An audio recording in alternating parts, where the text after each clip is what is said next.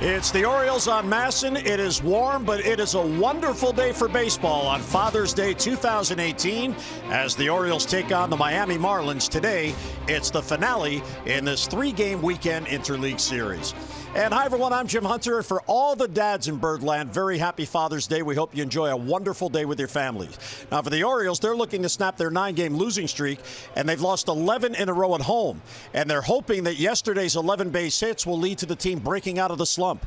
The team remains last in the league in batting and last in run scores. But while the team has struggled overall, Manny Machado and Adam Jones have excelled. And they've excelled so much, they are among the league leaders and teammates in leading and offensive categories. The Orioles as a team have 529 hits. Manny and Jones combined have 161. That is 30.4%, the most of any teammates dominating in that category. 28 of the 75 home runs have been hit by Manny and Adam, and 81 of the 233 RBIs, 34.8%. That is the second most of teammates in all of Major League Baseball. And, Jim, it's kind of amazing when you look at how well they've done. Very little protection around them, yet they get the pitch, they put it in play, and for more times than not, they're getting base hits. Well, they are premier players, as we both know. You know, I mean, Manny's usually in the, if you're going to look at the potential free agents. Adam, of course, is what, 33, turned 33, and Manny's going to turn 26. But what impresses me is their approach, especially yesterday, hits to the other way. You know, a lot of times when you become a free agent, trying to hit a lot of home runs. Of course, Adam already got 10. The 10, Manny with the 18, so he drives it over Brian Anderson's head. Almost gets an RBI, but, he'll get 3 base hits, and, dump it into right field. Brinson can't get it, and of course, the Orioles trailed early. They come back, almost had a chance to win. So again, the approach is Manny drives in 2 runs. They pitch to him. That gets the Orioles back in the game. They were trailing 4-0. But again, the approach, not trying to overswing, not trying to hit home runs. Manny hitting, about 380 with runners in scoring position, and Adam trying to get his number up after having a phenomenal year last year. But again, playing within themselves. I just hope the rest of the team will be able to do that and actually look at some of your leaders and go from there. Well, it wasn't enough for a win yesterday, but it was positive that the team did have 11 base hits. That's been tough going as of late. Well, it has. And, you look who's going to pitch for you. It's Dylan Bundy against Trevor Richards, a young pitcher for them. Both of them are actually pretty young. Get him some runs. If you get him some runs, something they couldn't do in his last start. In fact, he's pitched 2 games where he's pitched either 7 or more innings with a shutout ball, and they haven't gotten many runs because just haven't scored, period. So get some runs on the board, try to do it early, and make him he's not a father yet, but at least make the other fathers on the team happy, because the Orioles certainly need a win. And happy Father's Day to you. Thank you. Same to you. All right, well, we're coming back to the ballpark on Father's Day, finale of 3. Lineups at first pitch are next.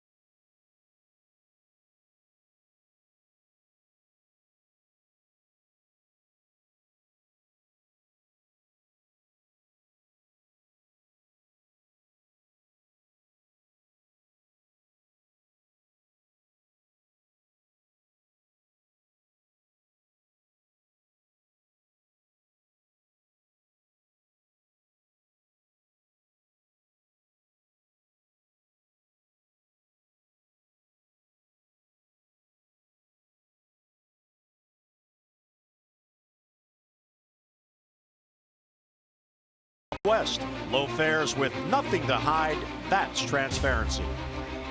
Well, the fans coming into Camden Yards on this Father's Day. It is a gorgeous day for baseball. Our game time temperature brought to you by BGE Home. We know more, we do more. 87, it's heading up to the mid-90s today. The winds out of the southeast and the humidity are still reasonable at 45%. And we have partly cloudy side or partly sunny skies, depending on your perspective. Here's a look at the Marlins lineup. They're going for a 3-game sweep. Derek Dietrich in that leadoff spot, and Brian Anderson, what a rookie year he's having. Look at those numbers in June, a .362 batting average. Realmuto bats third, then Bohr, Castro, and Maben. Riddle's back at short, Rivera and Holiday for Miami. So let's go with the glass half full philosophy. So, you know, Dylan Bundy, you can look at the slider. That's the big swing and the miss. He's pitched extremely well, hasn't given up runs in his last 2 starts, one against the Mets, and that was a win, and then a no decision against one of the best offensive teams in the American League, the Red Sox. 8 innings, 3 hits, couple of walks, 7. So get him some runs. He's had 3 bad starts. He had a groin problem. He tried to pitch through it the end of April. So he gave up 8, 7, and 7 runs. Other than that, you look at him, there's not a lot of glitches as far as giving your club a chance to win. So that's what he's going to try to do. And then again, it's Father's Day. Score some runs. Kind of amazing. The Orioles' last home win was May 13th against Tampa Bay. May 13th was Mother's Day. And here it is today. Yeah, well, you don't want to get into the habit of only doing it on holidays when you're playing 162 games.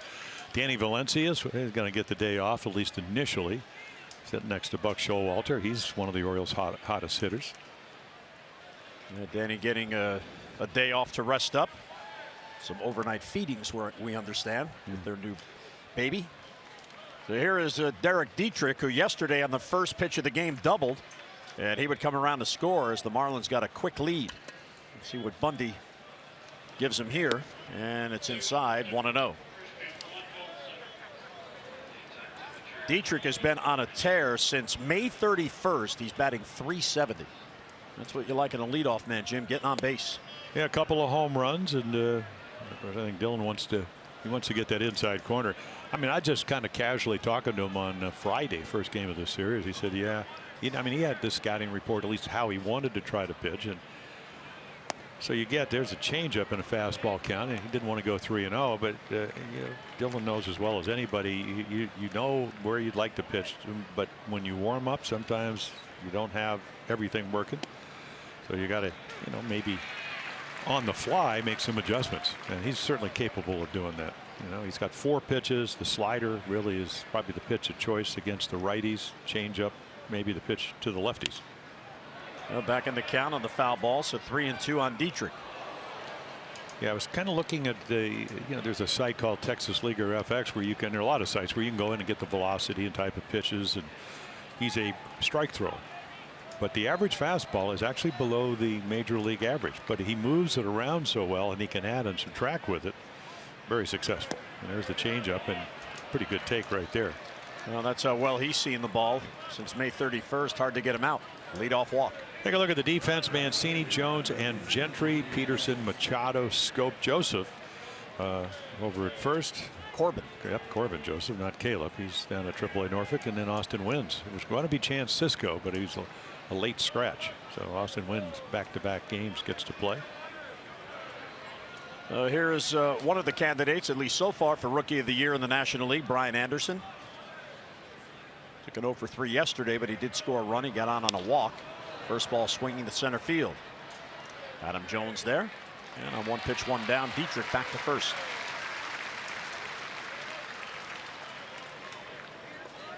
It's amazing how the Marlins have dominated the Orioles in the Interleague Series, and this goes all the way back to 1997, the first year. Of course, Don Mattingly wasn't there yet, but he's the skipper now.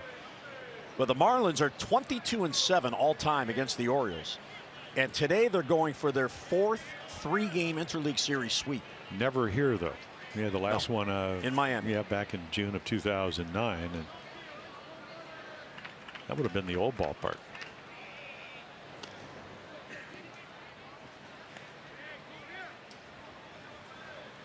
Dylan Bundy certainly pitching very well despite that 4-7 record.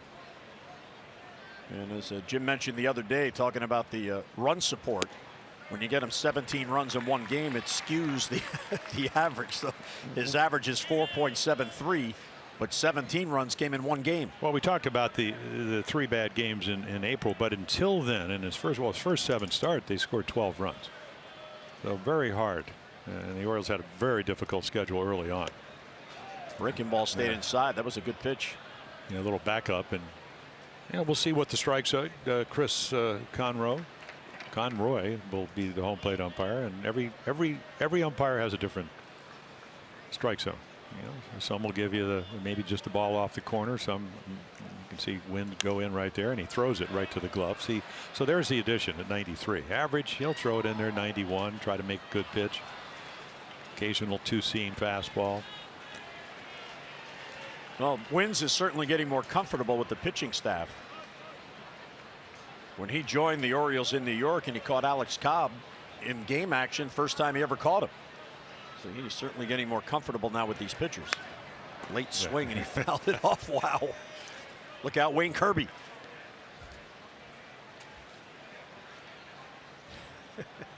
Well, again, it is the emergency hack. Realmuto hit 2 home runs to center field yesterday, drove in 4 of their 5 runs. And again, for his career, I mean, that's career, not this year, 317. So loves to hit, whether it's Camden Yards, anywhere on the road. And Bundy gets him. That's a big out. 2 men down on the strikeout. He threw enough pitches, and then if you look at our Mercedes pitch cast, he's just going to buzz one, add a couple of miles per hour. It's kind of right on the inside third of the plate. He's looking out over the plate, trying to cover it. You could see maybe the hips open up. He just couldn't track it. So nice pitch. And the other thing about Dylan, he's been striking some people out. Oh, yeah. That really started back at against Tampa Bay. 7, 8, 14, 6, 5, 7. Those are his last games. Well, he's up over 10 per 9 innings. Yeah, 10.2, which is almost 2 more than his career average. Which is good in a sense. I never was enamored by strikeouts unless you had a guy at third base with less than 2 outs, and then you needed somebody strike out. So I think he can strike you out when he wants to. He can also pitch to contact by moving the ball around. Here's Justin Bour. He's DHing again, so 2 of the 3 games he's DH'd. Don Mattingly really taking advantage of the American League rules. He keeps Realmuto in there by putting him at first base so he could DH Bour. Yeah, and then he's got a good defensive catcher, Brian Holiday. Not that the Orioles run a lot. He's thrown out the last 9 guys. The Orioles know a little bit about him because he was with the Tigers a couple of years ago. Last year, their AAA affiliate. So yeah, you mix and match. Bour is hitless in the series. He struck out 3 times yesterday, and he had his career high 13-game on base streak ended yesterday. Big, strong guy, though. He's the guy with one swing that can do some damage. There's a bouncer into the shift. There's Manny, and he will get Bour. And after the leadoff walk, Bundy gets him 3 in a row. We head to the bottom of the first. Miami nothing. Here come the O's.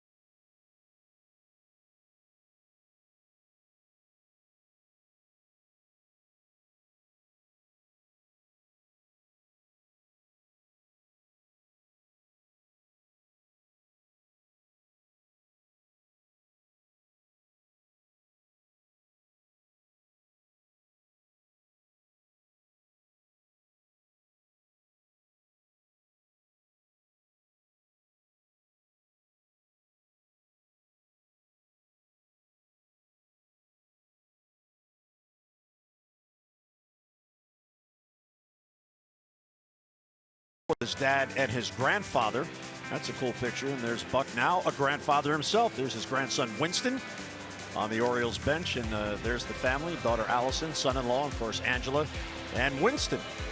So happy Father's Day to Buck. No score. Here come the O's in the bottom of the first, and the Southwest Airlines starting lineup. Low fares with nothing to hide. That's transparency. Corbin Joseph in the leadoff spot, and Adam Jones, big-time numbers in interleague play. Machado, Trumbo, and Scope with Mancini in left. Then Peterson, Gentry, and Austin Wynns, who was a late addition to the lineup. And Trevor Richards, four-seam fastball, the changeup. We circled that because it's his biggest strikeout pitch. Strike thrower around 91, 92, and there it is at 90. You know, a little breaking ball to go with it. Started the year at the big league level, and then sent back down to the AAA affiliate, and then got back to the big leagues and been pitching well. But you know, again, he's going to move it around, and he's got a changeup that is very effective. Corbin Joseph, his second start. He pinch hit yesterday in the ninth inning, and what an at bat as he drew a leadoff walk on 10 pitches to get the tying run on. He has a very good batting eye, and as we've seen, Jim, in the game the other night and again yesterday, very patient at the plate. Well, his at bat yesterday was special. Fouling balls off, eventually getting a walk when you're one run down. This guy to shallow left center field. Who's it going to be? There's Dietrich, the left fielder, taking charge, and he has it for the out. Take a look at their defense, and it's kind of changed every day here. So Dietrich, Cameron comes in. Late sign, free agent sign last year with Houston at the end of the year. Anderson and Wright, Rivera, Riddle, Castro, Realmuto moves from catcher over to first base, and then Brian Holiday behind the plate for the Marlins. And here's the red hot Adam Jones, brings a 4-game hitting streak into today's game, and he has 8 hits in those 4 games. It's kind of interesting when you look at young pitchers like Trevor Richards. You go, okay, you know, you read the scouting reports, a tick under the major league average. So that means what, around 91 is average fastball. That's what Dylan Bundy's at. But there are other ways to get people out. You know, a guy that went to a college outside of Illinois, Drury College, didn't even get drafted. So he played in the independent league for a couple of years, and then eventually would sign. There's the changeup, high strike. But even you go back to the first batter, Corbin Joseph, he gets into a fastball count, 2-1, and again, he gets a pitch to hit and can't get to it. So that tells me maybe a little deception, or the ball comes out of your hand a little bit different. And 1-2.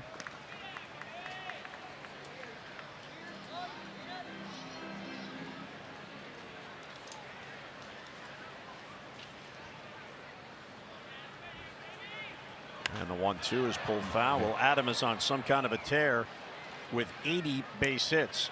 80 hits at least prior to the All-Star break. And Adam now, Jim, 11 consecutive seasons. Ichiro Suzuki did it 13 straight. Nellie Fox, he's in the Hall of Fame. Robinson Cano 12. And another Hall of Famer tied with Adam, Roberto Alomar. So that is consistent. Yeah, well, Fox in the Hall of Fame, and Alomar in the Hall of Fame. Adam, Mr. Consistency, as you said. And like we said in the Opal East, my view as a former pitcher is he's not overswinging. You know, he has tendency, you know, he wants to hit what he usually hits, somewhere around 25 to 30 home runs. But he's using the whole field. We saw him when they were down the other night, bunt for a base hit. So doing a lot of things as he turns into his 33rd year, doing a lot of things to help the ball club win. Spoils that pitch. Well, you look over his last 18 games. So nearly 3 weeks of games, and he's hitting .364 in those games. 28 for 77. Yeah, so the hitting, not the problem. I mean, you know, again, a lot of people saying, well, you've got to move over to right field. He wouldn't be the first guy that would have to make a position change. And another pop-up. And another belt-high fastball. Castro really battling the sun. It sticks with it. And well, I don't see any clouds, so it's one of those really high skies today. So 2 down. Fans, don't forget the Orioles take on the Mariners afternoon baseball on Thursday, June 28th at 3:05, and a special ticket package is available that day for fans 60 and over. It includes a lower level or club level ticket in the shade and an Orioles travel umbrella. Now, the ticket packages are limited, and the umbrellas are only available through the special offer. So go online, Orioles.com/seniors, and get your ticket package today.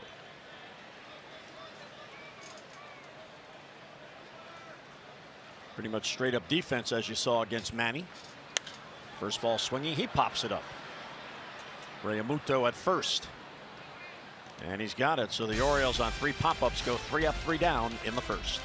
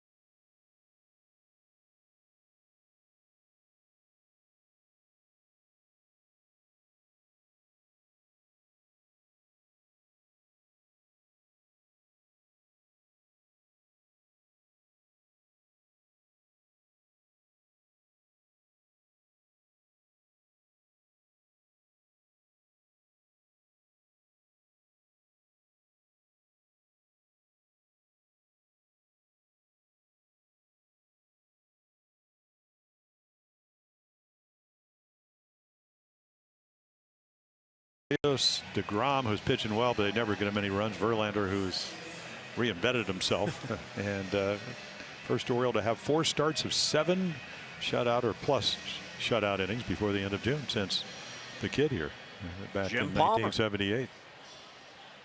Well, that's what you try to. It's, you know, it's not shutouts. Jim, you get a chance to talk to Dylan Bundy too. I think he's a little bit like all those guys and all the great pitchers that I pitch with. You don't give up a run until you give up a run. You're going out there. I'm going to pitch. You know, if we get 5 in the first, maybe I'll pitch to the scoreboard. But runs are sacred, and you know, Dylan in that group. And that's why he was, as a lot of scouts will tell you, arguably one of the top 1 or 2 high school pitches ever. You know, he had all kinds of injuries to get back to where he is. You know, with a Tommy John, and then he had the bone spur or whatever it was, calcium in his shoulder. So maybe not the same velocity, but you know, he still has the same internal drive and ability to pitch. Well, he's learned how to pitch. Yeah. Well, he has. And he's not. But I think that, you know, I get a sense after I saw him the first time, Jim, even in high school, he probably had a pretty good idea how to pitch, right, even though he threw 97, 98, maybe harder. But the thing about him, Jim, is he's not reluctant to use all the pitches.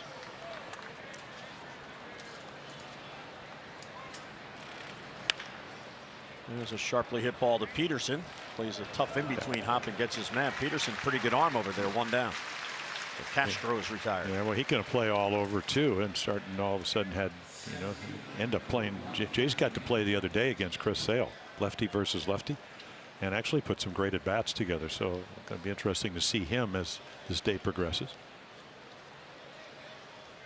Cameron Maben, his first appearance in the series.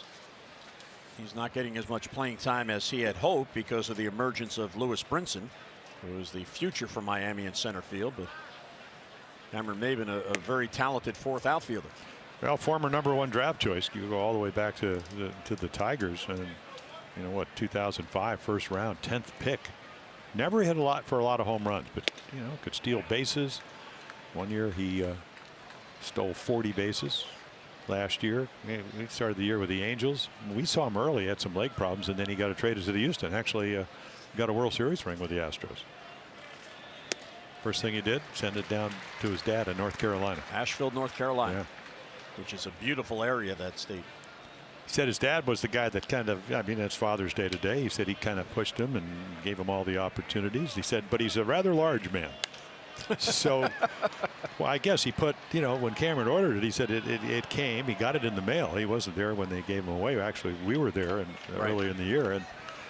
But he said he got in the package, he unwrapped it, went into, I think it was a day game, and then he showed everybody the ring, fit perfectly. When he gave it to his dad's hands were so large, he put it on his pinky. Wow. Gentry, did he get it?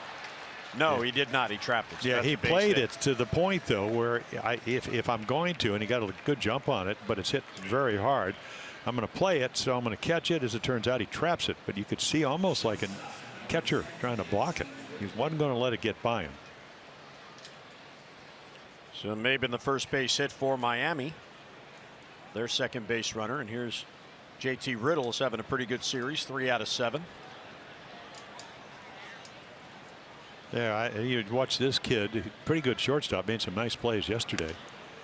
And he's a high ball hitter. And he's got a little bit of pop. Hit a double off the top of the wall, left center, almost hit one out in center. It's a great thing about you can watch all the film, and the Orioles and all major league teams, some guys more than others, but Dylan Bundy does his homework. But when you get to see guys play for the first 2 games, it even gives you more insight. How you want to pitch them, how they've reacted. Didn't mean to swing, so now it's 0-2. You can see they're pretty aggressive, as you mentioned. When Dietrich hit the first pitch of the game off a Cobb, Realmuto with good power to the opposite field or straight away. So where does a guy hit a home run? Is he a high ball hitter, low ball hitter? How do you look on the breaking ball? Fouls off the 0-2. Well, JT Riddle, he played in college at the University of Kentucky, so Southeastern Conference school. And even though there are more highly regarded schools in that conference baseball wise, he got to play against all those schools.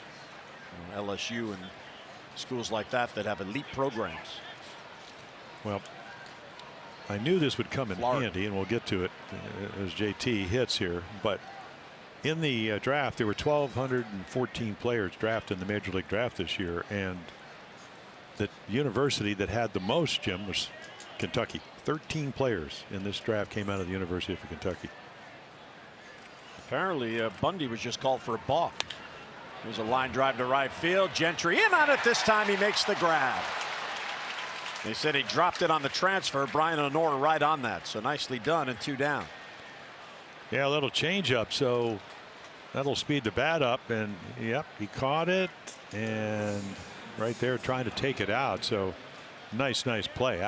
Almost both base hits, or at least the first one that turned out to be a base hit taken care. I mean, one thing about Craig Gentry, when he plays in the outfield, you get a plus defender. He's going to be a guy that can steal bases. He's got 10 of them.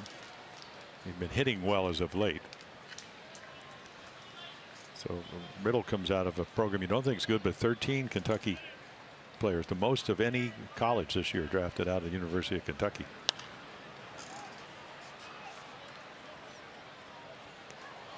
Rivera playing at third base again. Miguel Rojas was hit by a pitch the other night.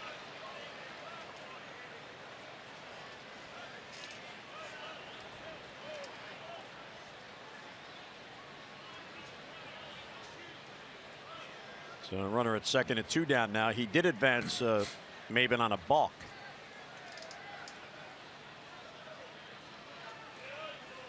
Orioles did not draft anyone from University of Kentucky, but they did draft 2 from David Hess's alma mater, Tennessee Tech.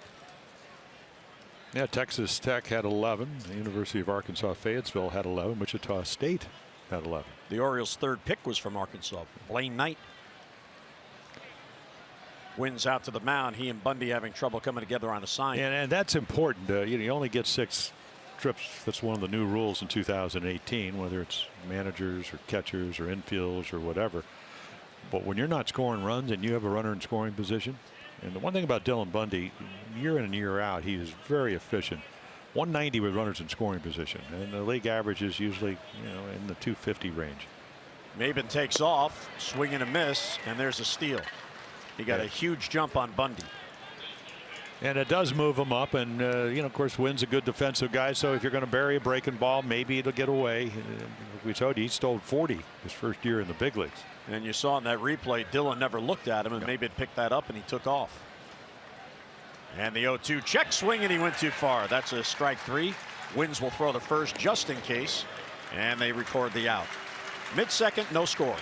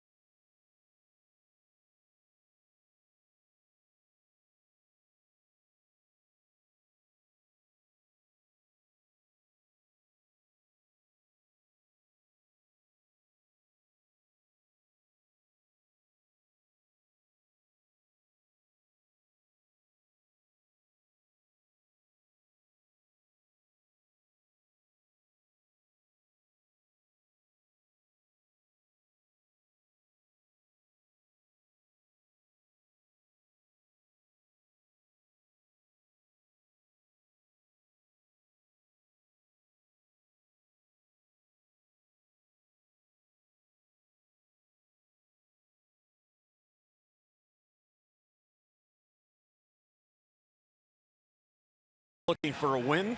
Red Sox swept them in 3. Marlins have won the first 2. 190-17 batting average in the big number there. 4 for 38 with runners in scoring position. So a lot of opportunities and not cashing in, averaging 1.8 runs per game. Bullpen's been pretty good. Starters 4.76. And on Father's Day, a lot of families here. Oh, look at that portable fan. It's a good Stay thing. Cool. Well, Kenny Singleton stopped by, and he actually took some stat sheet. He's here with his 2 boys, and I said, well, use it to fan yourself because it'll be a little bit warm. He's right somewhere behind home plate. Mark Trumbo leads off. He'll take ball 1 from Richards. Yeah, well, the bullpen for the Orioles, at least for the moment, you know, Britton's coming back. They're at full health. So, well, I'll take that back because they lost an integral part to Richard Blyer with the lat tear. But they brought up Tanner Scott. You know, again, he's going to get a great opportunity. So, but they're as good as they've been. Talking about the Orioles pen, to score some runs, give them a lead, and see where it takes you. And a borderline called strike, 1 and 2. So sneaky. You know, again, you know, guys that you know, you have a nice easy windup and the ball jumps out of your hand. That's how they describe major league pitchers.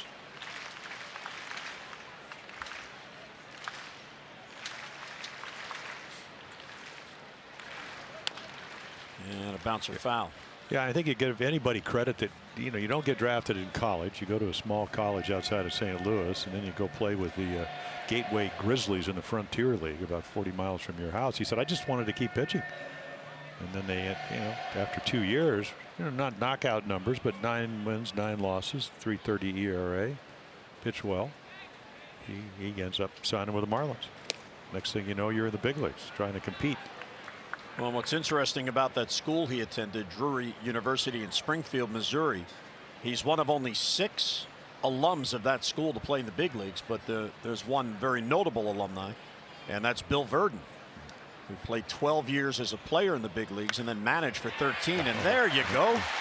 Opposite way against the shift. There's a base hit. Well, it's a game of adjustment. And the one thing about Mark Trumbo, you know, the first year with the Orioles, he hits 47 home runs, more than he's ever hit. And he, you know, last year just did not have a good year. I mean, you know, he's changed the way he's trying to approach. You know, when he got hot early on, then he had the quad problem, which he missed the first month of the year. So always trying to tinker with something. Yeah, kind of reminds me in that sense. I mean, Cal Ripken, how many over the course of Cal's 20-year career, how many different stances or adjustments did he How make? about within a game? Yeah. Oh, that's what Brady Anderson used to say. You know, he's one of the best players ever because nobody could adjust that often and still put up the numbers that he was able to do. And what did Cal tell Adam Jones? It's all right to adjust. Just don't care if people think you look funny. So some pretty good advice from Junior.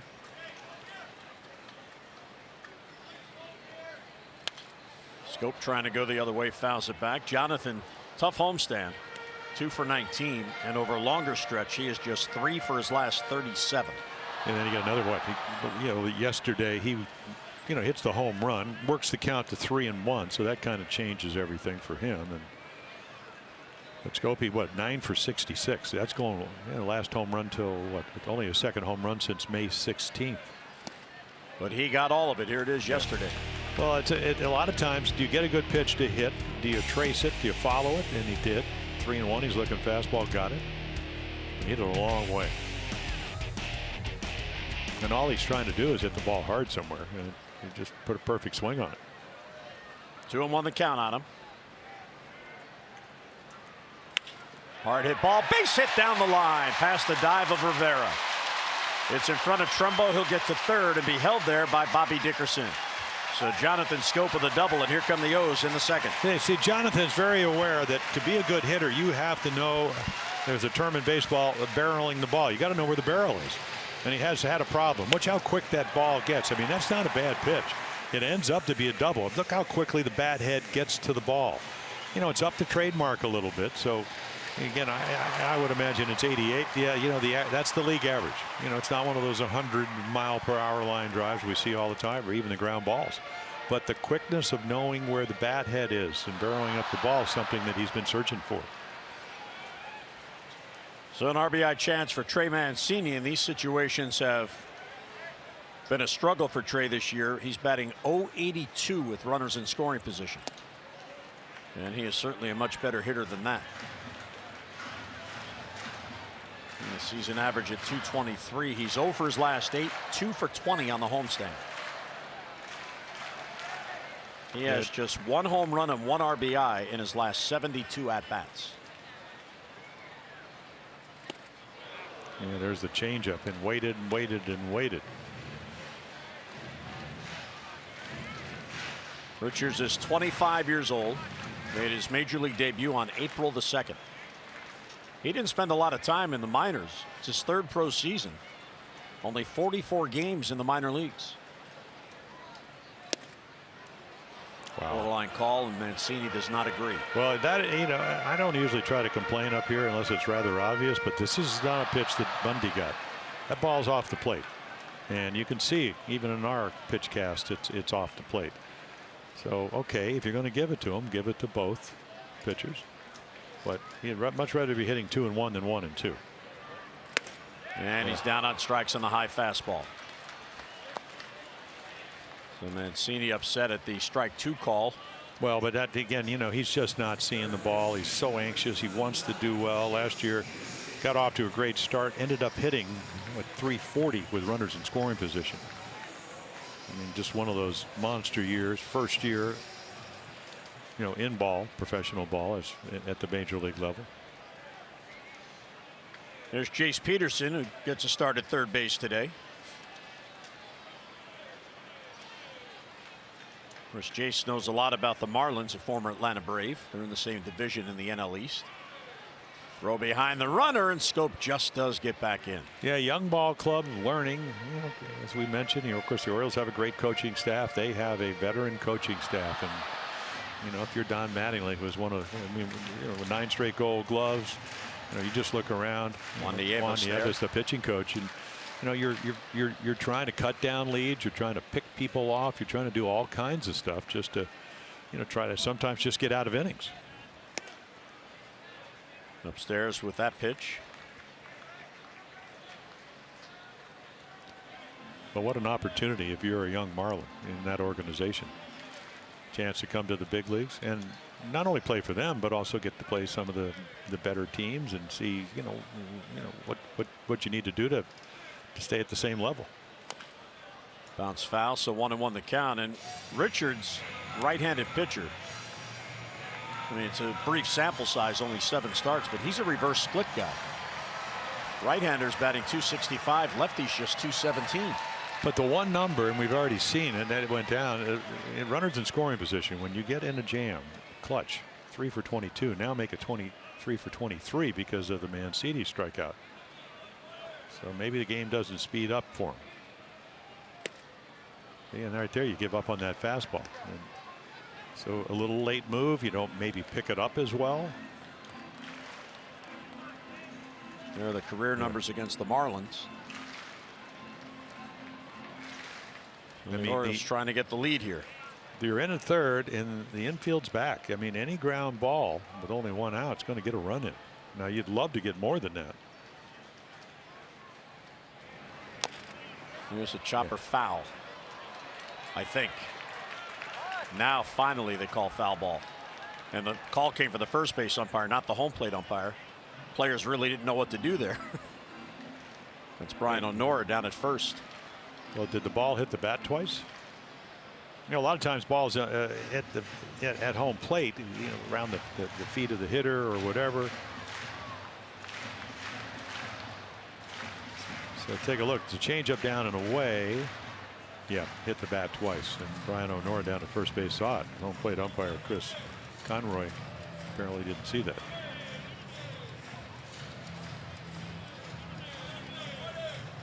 He's explaining to JT Realmuto what he saw. And it bounced up and hit Peterson. Looked like on the knob of the bat. Another 1-2 pitch.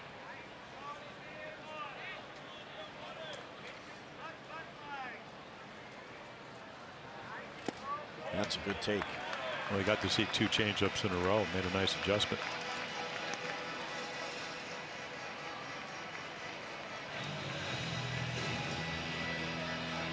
Peterson has a 2-game hitting streak working.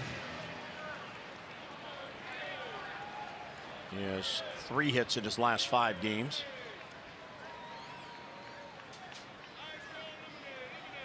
Second and third, 1 down. Another good take. Yeah, I mean, Richards did not play any higher than the AA until this year. He was called up on April 2nd, then sent back to AAA April 27th, and called up again on June the 7th, and he's been here since. He was 0-2 in his 5 starts in April before going down, but his ERA since coming back, 3.27. 3-2 is swung on and drilled to deep right center field. Back goes Anderson, and that is over his head, and it bounces up against the wall. And that'll be an automatic double, but 2 runs are going to score. Trembo's in, Scope is in, and Peterson with a 2-run double gives the O's the lead. Yeah, sometimes when you work to count to 3 and 2, the quality of the pitch, and that's going to be the case here, it's just not as good. So he gets to see 3 changeups, and this one hangs, and he belts it. I mean, it's out over the plate. He covers the plate, and probably would have been a triple if it doesn't ground roll. Hey, he's got his Father's Day tie, but he missed the souvenir. So clutch hit by Jace Peterson. As we said, off of Chris Sales the other day, had some great at bats, and that's not easy if you're left-handed. So Craig Gentry with the runner at second base. Yeah, that ball stays in the ballpark. The infield's in. You probably have Gentry hitting with a man at third. Fly ball to center. That's playable for Maben, and he's got it for the second out. Our Maryland Lottery's contestant of the game, Patricia Souvenir of Pasadena, has won $500 for being selected, and will win $500 more for every Orioles home run hit in the game today. You can play Home Run Rich's scratch-offs and win up to $50,000, or enter non-winning tickets for a chance to be the contestant of the game. Visit mdlottery.com/homerun. Well, the Peterson, the Orioles struggle on this homestand really for the whole year, getting the clutch hit. They get the clutch hit against the kid that only given up 3 in 23 opportunities. Strike 1 to Austin Wins, who's batting 9th. Wins was not in the original lineup. Francisco was. And then an announcement made of the lineup change, and no reason was given for Cisco not being in there.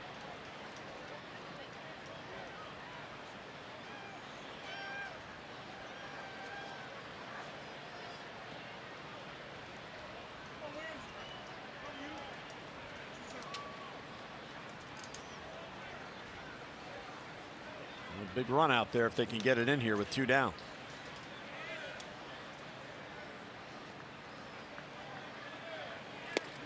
Yeah, nice breaking ball there.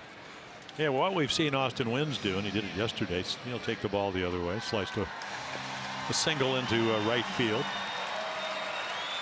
And that's what you try to do with 2 strikes. I mean, you really cut down the swing. Don't overswing. I mean, especially if you're not a home run guy. He does have 1 home run on the season, but try to put the ball in play somewhere. And he's down on strikes. Those get 2. Head to the 3rd. 2-0 Orioles.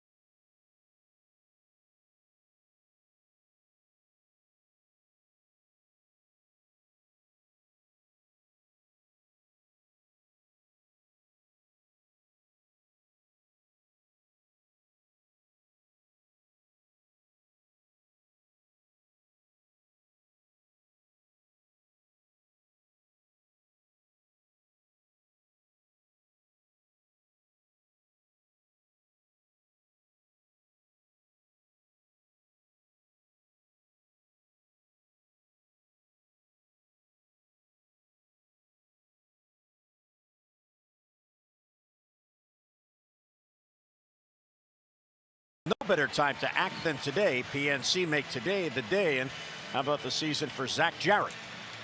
Yeah, having a nice year, and of course 28th round draft pick, so it's good to see him come up. And of course his heritage, his dad, a race car driver, Dale Jarrett, and then his grandfather also, I think, in the NASCAR Hall of Fame.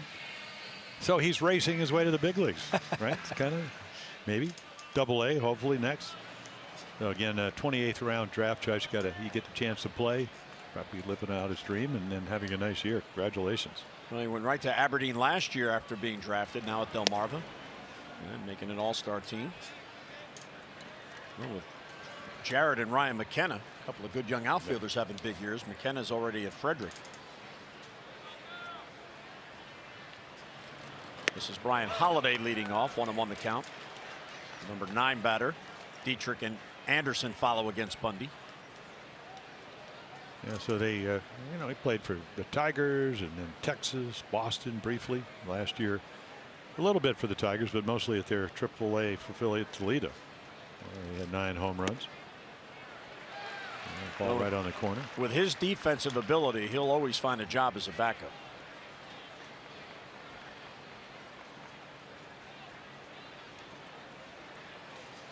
Bundy has struck out 2. He's allowed 2 base runners, a walk and a single.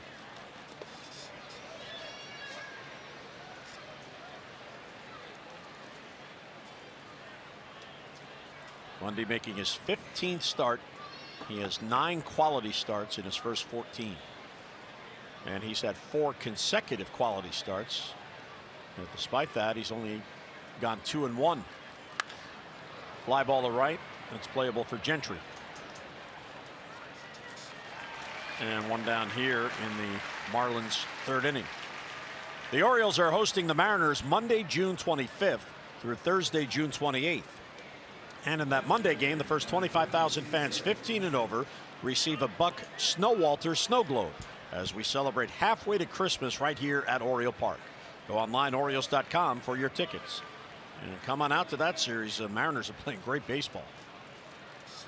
Yeah, beat the Red Sox again last night. 1-0. 1-0. Yeah, that. Nelson Cruz drove in a run. 2 out base hit, by the way. Well, the Mariners, so a 4-game series, the 4th one today. They've won. The Mariners have won 2 out of 3. Well, you talked about the reverse splits or splits. Lefties at 292, so higher average, but only 5 of the 16 home runs. Righties very low average, came in at 182, but 11 of the 16 home runs. Dietrich fouls it back, 1-2. It's already. I mean, we're in the 3rd inning. We've seen him just add it, subtract his way with his fastball through the game, drop off a couple of change-ups. No curveballs yet. It's only a pitch he throws about 8% of the time anyway over the course of those first 14 starts. And there's the slider, maybe a little bit off it, almost gets him to chase. C.B. Buckner said he checked.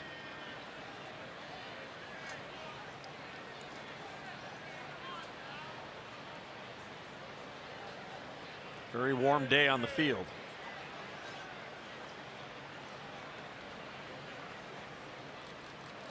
And he got him.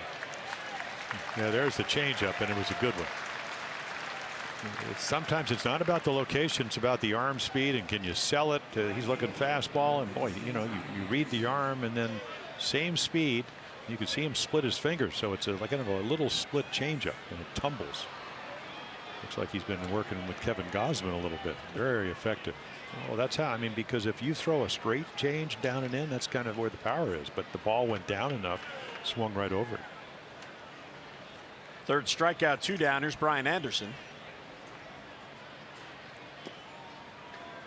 Ball 1. Marlins have a long day ahead. They fly to San Francisco after this game.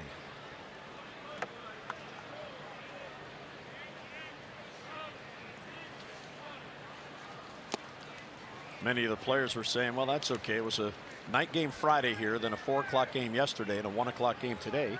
So they'll get on the plane and they can relax because it's about a 5.5 hour flight. So they'll get a lot of rest heading out to the West Coast. Yeah, the West Coast is just about the time frame. In the old days when you used to pitch a lot of complete games, you'd be 10 o'clock Anaheim time, but it would really be 1 o'clock body time. So that's what really kind of bothers you. I mean, it's always easier to go to sleep out there because when it's 10 o'clock, or 11 o'clock, it's like 2 in the morning. Right.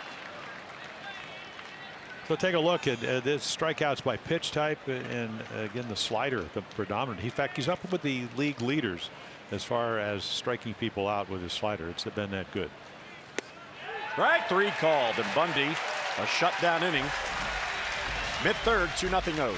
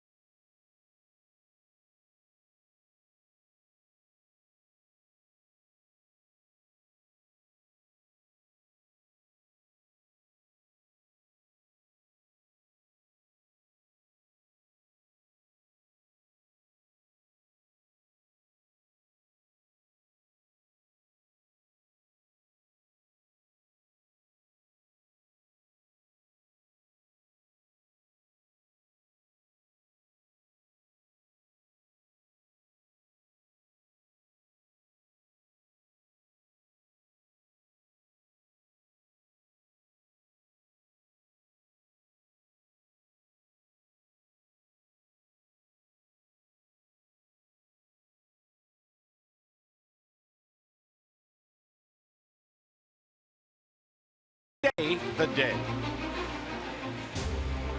Nice warm day on this Sunday afternoon. Happy Father's Day, everybody. And a 2-0 Orioles lead. Quite a few families here getting some memories there. The selfies on Father's Day.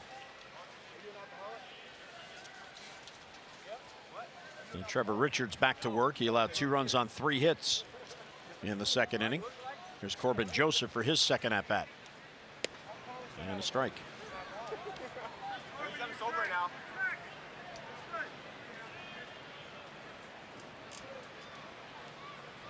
Joseph flied out to left his first at bat. This one sliced to left field as well. Dietrich back on it. And 1 away. Talk about Dylan Bundy's slider was his pitch of choice as far as swings and misses. Trevor Richards, he's down there. Again, you know, Castillo, Tyler Anderson, Noah Syndergaard, and of course Max Scherzer won 3 Cy Young awards. So the changeup, again, the whip percentage, balls you swing through, and that's what Jace Peterson got one up in the zone. I'm sure that scouting report for the Orioles told him that he'll use it a lot. That's what he hit for the double and the 2 runs. The Orioles will see Scherzer in the final game in Washington, and he'll be upset because he lost yesterday 2-0 on a 2-run home run by Devin Travis. Well, it's hard to win without any runs, and as we all know. Now Richards, second time through the lineup, Jim, holds the opposing hitters to a .208 batting average. That's pretty impressive. Yeah, but then what happens? Up into the 4s. Looks like he'll use all of his pitches. You know, there's the changeup. Turns it over a little bit. I mean, the pitch to Jace Peterson was the right pitch, but a lot of times when you throw pitches at a starting pitcher, it's the right pitch but the wrong location, and that's. But if you throw the wrong pitch and the wrong location and speed up bats and things like that, that's when you really get into trouble. That's a good take. 2-2. You can see, Jim, he has a pretty good idea, and his windup is again pitching in the independent league, the frontier league. It looks like he can dot that outside corner pretty regularly. That's off the breaking ball. Bill Verdon, the other big alum from Drury, managed the Pirates, the Yankees, the Astros, and Montreal. He finished his managerial career as an Expo. I actually did something in Springfield, Missouri, which is a AA affiliate for the Cardinals, and Bill was there. I think he was managing, and or he had kind of retired. And I remember he managed the Yankees. Pat Dobson, one of the 420 game winners in '71, went over the Yankees, and Bill was a very good player too. Not only good manager, but a very, very good outfielder. Jones to right field, but right there is Anderson. So on the 7th pitch, Richards gets his man and 2 men down. We are calling all tweeters, Snapchatters, and Instagrammers. Join us for our first Birdland Social on Tuesday, June 26th, prior to the 7:05 game against the Mariners. Special ticket packages to this exclusive pregame party on the center field roof deck include a Richard Blyer emoji t-shirt plus a Q&A with the Orioles pitcher. For tickets, visit Orioles.com/BirdlandSocial. And here's Manny, popped up his first at bat. He has hits in his last 2 games and hits in 4 of his last 5.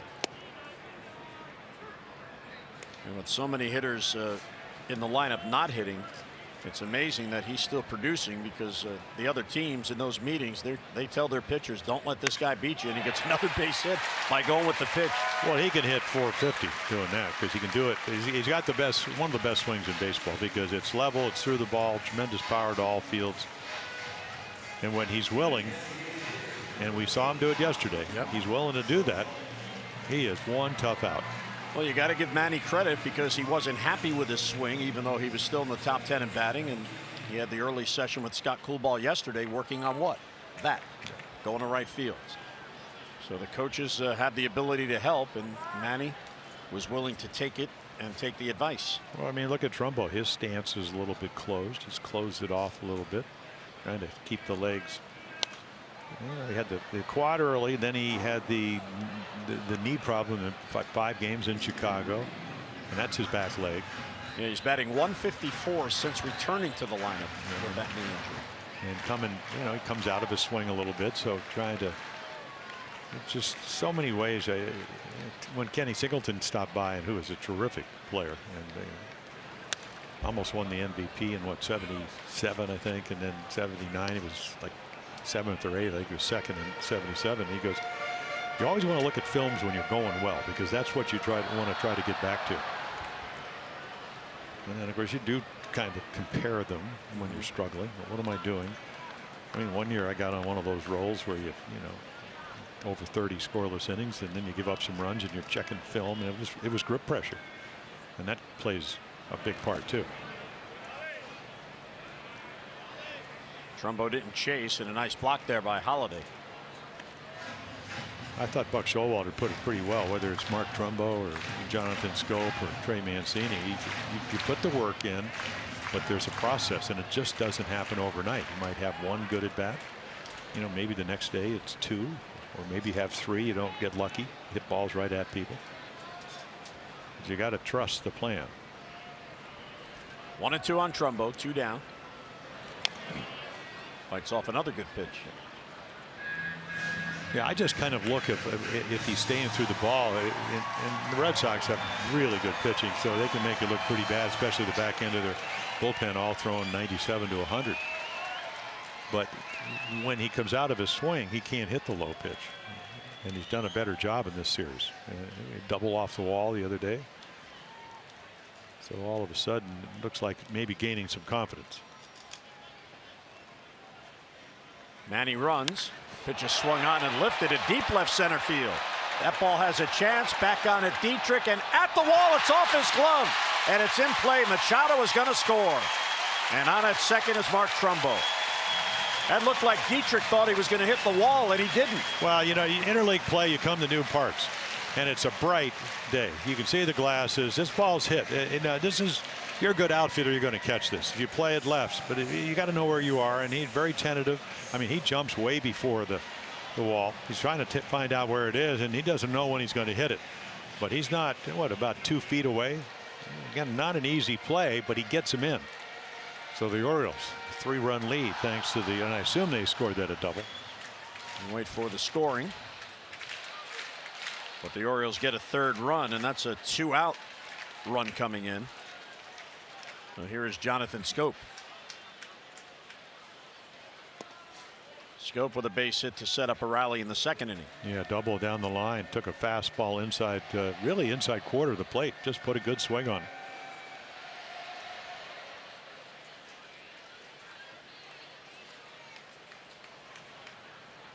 No, that is a double. A couple of run-scoring doubles in this game. Yeah, it looked like Jonathan maybe was looking something soft there, and that's fine. Yeah, it's only strike 1.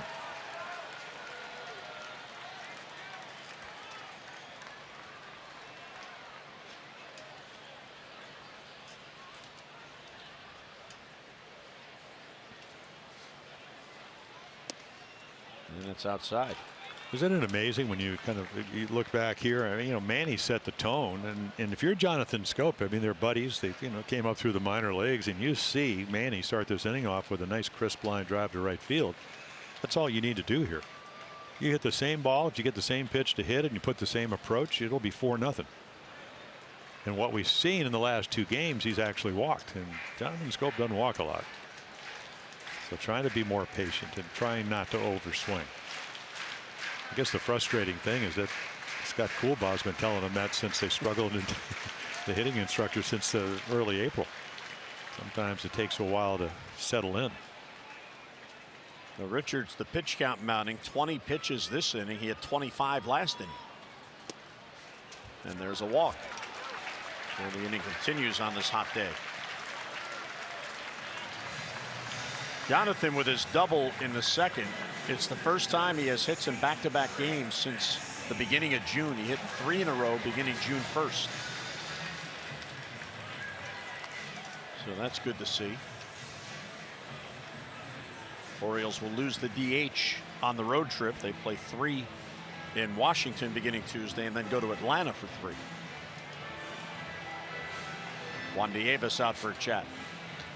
Yeah, certainly. I mean, the way Mancini, who's going to step to the plate, is struggling, and of course, while Juan Nieves is talking to his pitcher, his young pitcher, Trey's going through his swing. He's getting a little like Lou Piniella. Lou Piniella was a great hitter. Had 291 lifetime batting average. Played on some great Yankee teams, and I first saw him when he actually was a teammate in A-ball. But he'd be playing right field, working on his stance. So Trey's pretty frustrating with the way things are going. So let's see if he gets a pitch to hit here. And he's swinging at everything, and that makes it much easier for pitchers to get him out. Ball one. Well, he is 4 for 50 on the season with runners in scoring position. If you were with us yesterday, he hit 340 last year. He got up 106 times, and he got 36 hits. 340. 6 doubles, 3 triples, and 9 home runs with runners in scoring position.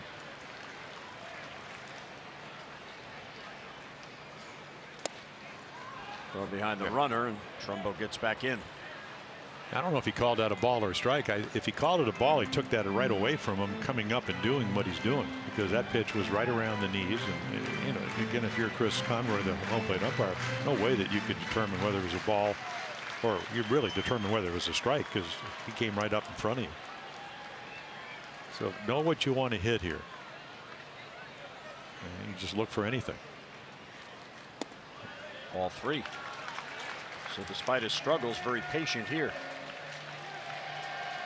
And the guy waiting on deck has already doubled on a changeup, drove in the first 2 runs for the Orioles. There's Jace Peterson. He'll bat next if the inning continues.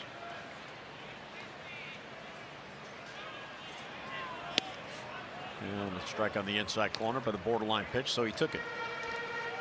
Yeah, I don't think that Buck was giving him the green light. Last year, most likely, as hot as he was.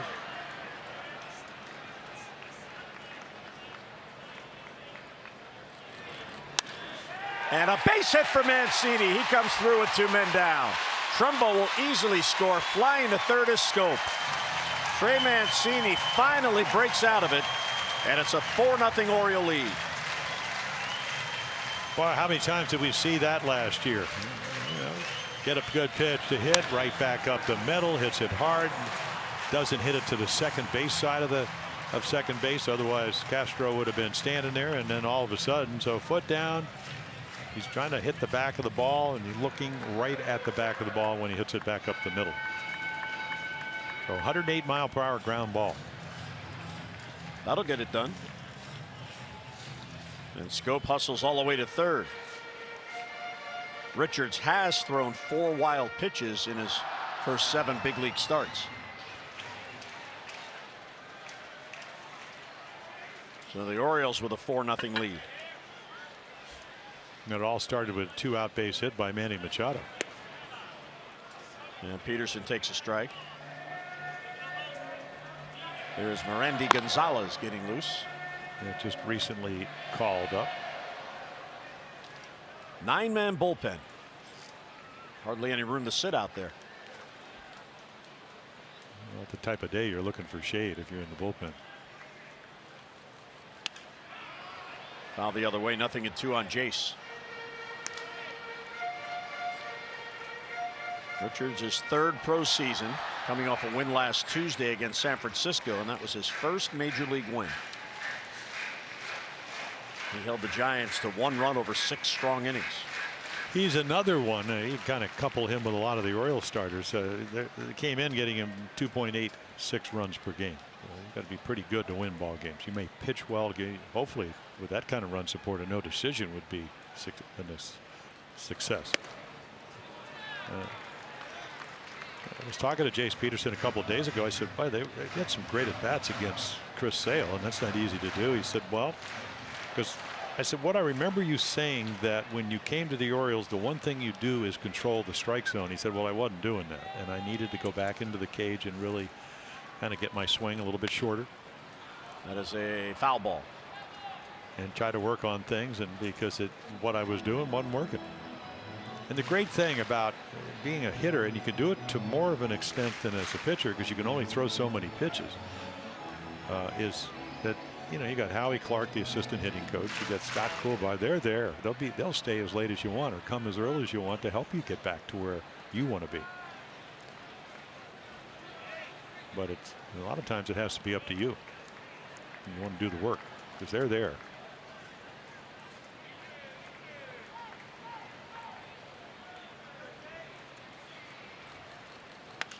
And he popped him up.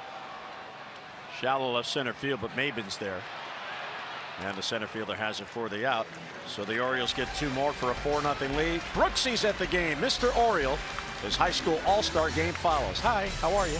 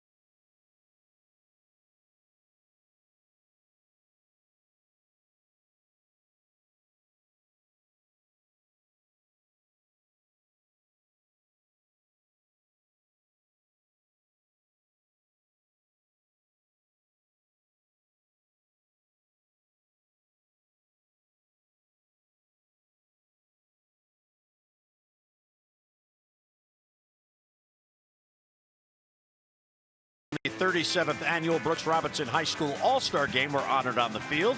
The game showcasing the best high school baseball players in our state of Maryland. Alumni of the All-Star Game include Mark Teixeira, Gavin Floyd, Billy Ripken, Steve Johnson, and Josh Hader. So if you're out and about after the game today, come on down. It's free to get in. And you can watch these very talented high school players. And there is Brooksy.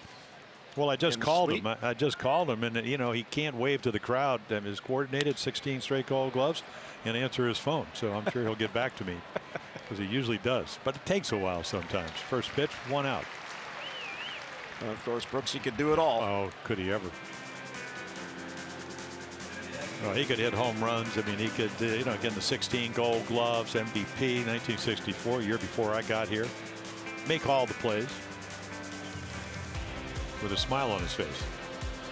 It's funny. I think a lot of these highlights are pitches that I threw. Probably the best one was the one in the 70 World Series. He helped you get to the Hall of Fame. Yeah, exactly. I saw Boog on Friday, and you know, in the 70 World Series, Lee May hit a ball. He would eventually come to us and have great years, but he hit a ball. He'd already singled, homered, so I threw him a changeup in the ball and foul territory. Brooks makes a great play, heaves it across. Boog catches it on 1 hop on the turf in Cincinnati. So Justin Bohr to right field. Gentry's back on it, and he's going to run out of room. That ball's out of here. And there's a home run for Justin Bohr, his 11th and his first hit in the series. So it's a 4-1 game. Yeah, he motors around because, you know, as we said, when he's healthy, 26 home runs, 23 home runs. Getting short porch here. So they're trying to get back in the game. Take a look. It's pretty much just belt high out over the plate. And he doesn't miss it. And you saw the wave to the stands as he crossed home plate. He's from Chantilly, Virginia, so certainly has family here. It's out of George Mason University. There's a pop-up off the bat of Castro. Corbin Joseph battling the sun and 2 men down.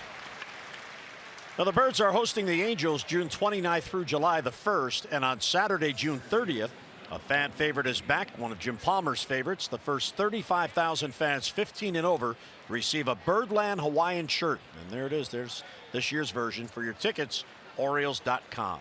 Yeah, you look down on the stands here. They're here today. Yeah, and they got the tie.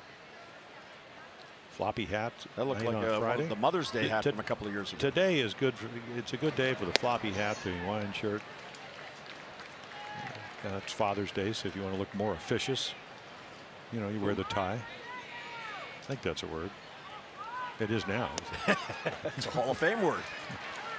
Hey, by the way, if Brooksy calls you back, invite him down. Well, my history with Brooks Robinson is he'll call you back takes next about week? 3 weeks. Yeah. Unless you call it home. And then, so he looks down and realizes he missed the call.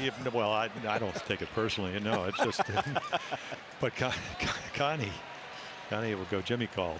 You need to call him back in 3 weeks. And it's so, you know, I saw Boog on Friday. Al Bumbry was here yesterday. Saw the beat. Kenny Singleton came up today. Bouncer to Peterson at third. Great to see those guys. And guns it across. An 8-pitch inning. The Marlins get a run on the home run by Justin Bohr.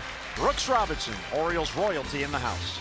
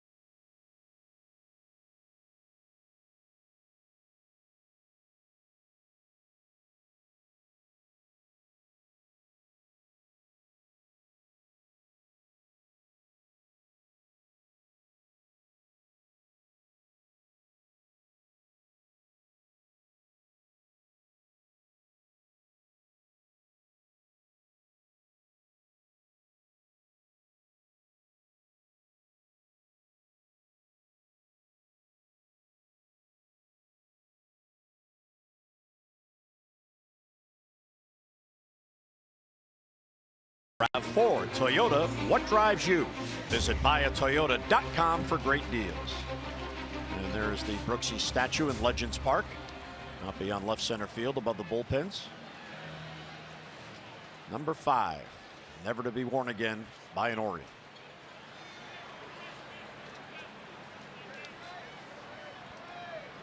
Craig Gentry will lead off. Austin Wynns and Corbin Joseph to follow. Chopper, base hit left field, so Gentry stays hot. Well, he has been on some kind of a tear, especially on first pitches of at-bats. For every Orioles walk, CareFirst Blue Cross Blue Shield contributes $50 to support the Leukemia and Lymphoma Society Light the Night Walk.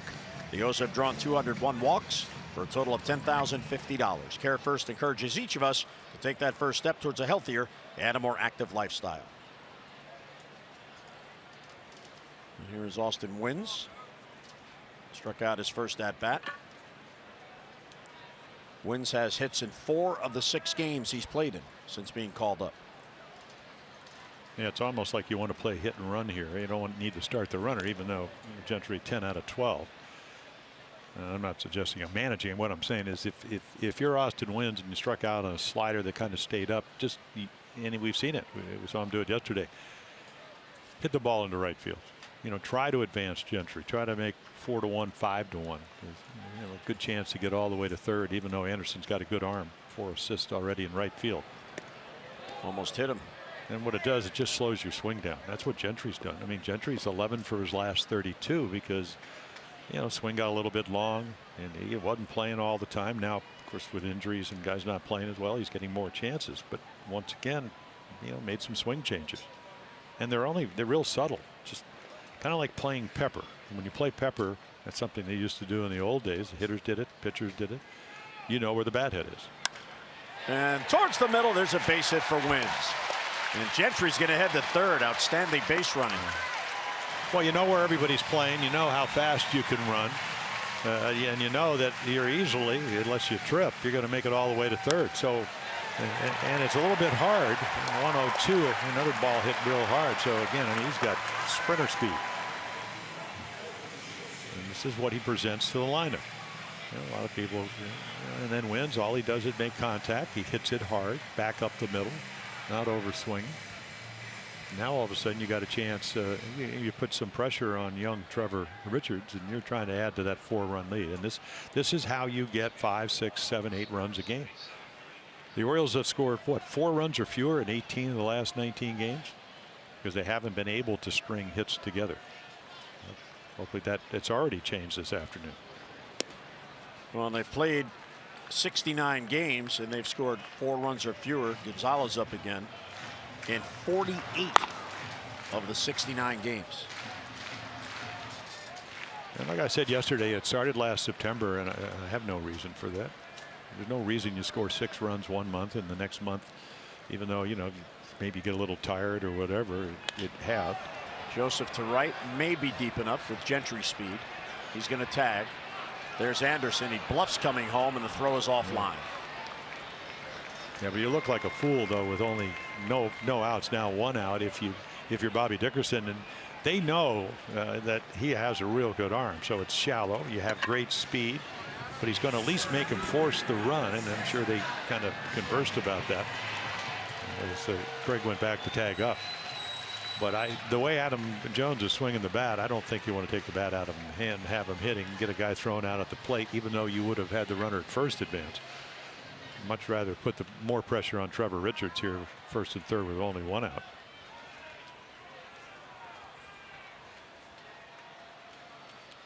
So Adam Jones 0 for 2, but he has been swinging a hot bat.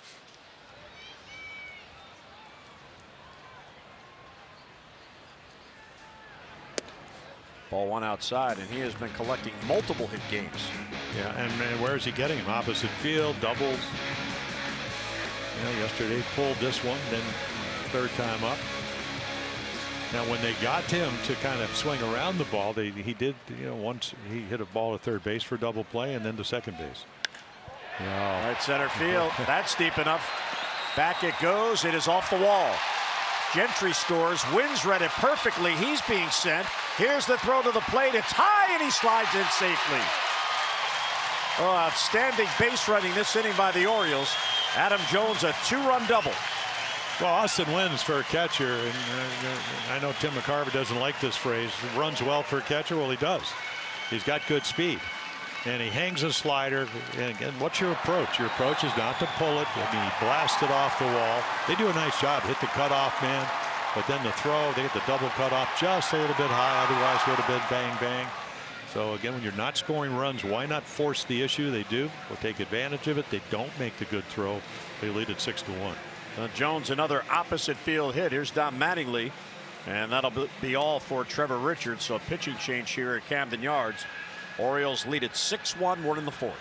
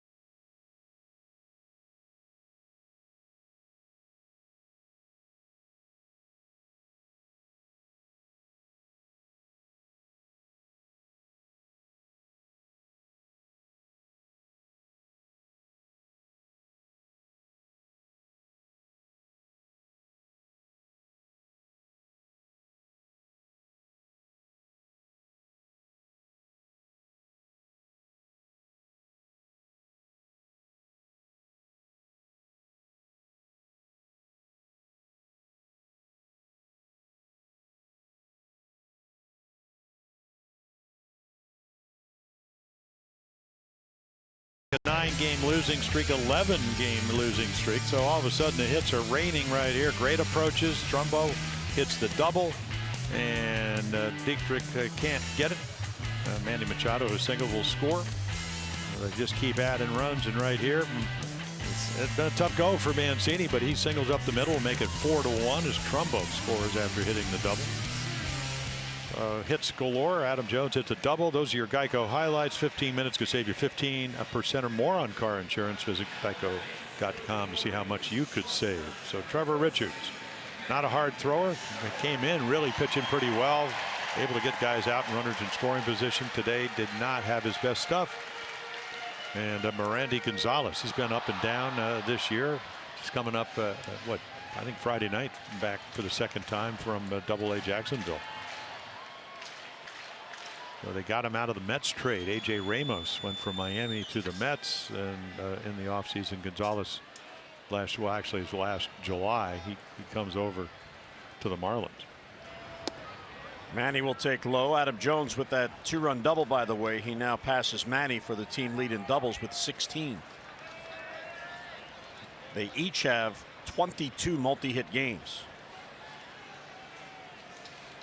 You know, both free agents, both having great years.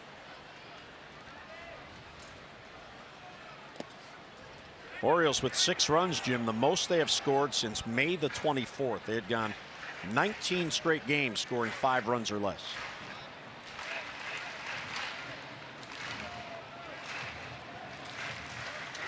Well, that's kind of in the rearview mirror, isn't it? Mm-hmm.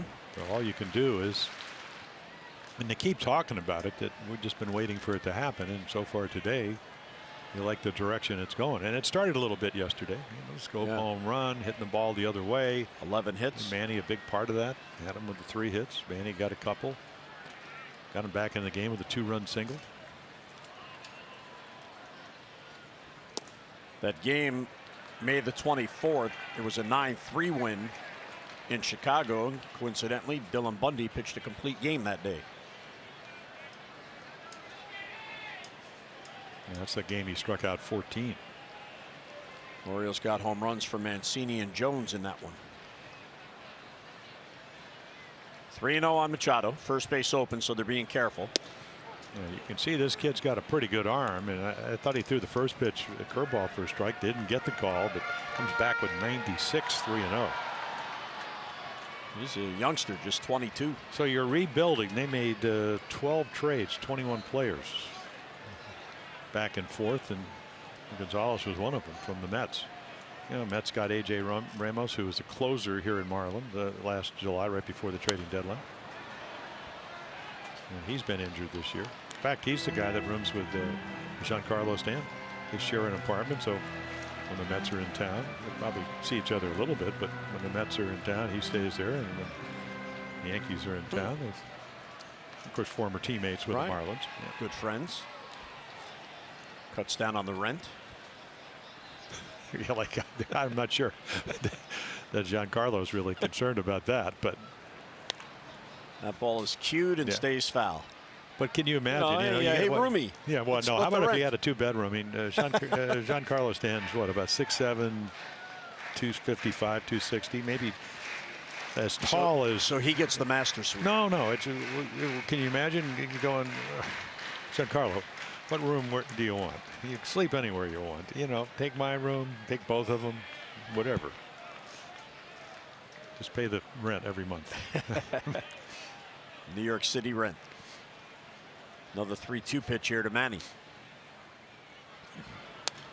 Yeah, nice. Just fouling it off. Yeah, he used to have a golf tournament, one of the major airlines, and they would have baseball players and football players. And I actually roomed with Ray Nitschke one year. And I was a Packer fan growing up, and so Ray comes in, he goes, "Jimmy, where do you want me to sleep?" I said, "Ray, anywhere you want. And just don't hit me." Yeah, exactly. I hope you don't have any nightmares. You don't think I'm a running back. So Manny about to see an 8th pitch here. It was 3-0, and now he's fouling pitches off. Another foul ball. 97. So, I mean, pretty much quickly to the big leagues for Gonzalez. As you mentioned, he started out early, then sent back. 5 out of his 6 outings have been 2+ innings. Actually got his first career win against the Dodgers back in April. And then when they send him back to Double-A Jacksonville, he's a starting pitcher. So he learned to pitch a little bit. Pretty good idea. Breaking ball called strike 3. That was a really good pitch. Yeah, one of those backup kind of curveball slurvy type pitches. And for Manny, he fouled off the really good ones. And Holiday does a nice job of kind of presenting it. Presented. Catchers don't like you to say. Manny probably thinks I got framed. Well, no, Manny got framed. Manny got framed. And Holiday said I presented it to Chris Conroy, the home plate umpire. So here's Trumbo's had a good day. Runner out there at second base and 2 down now.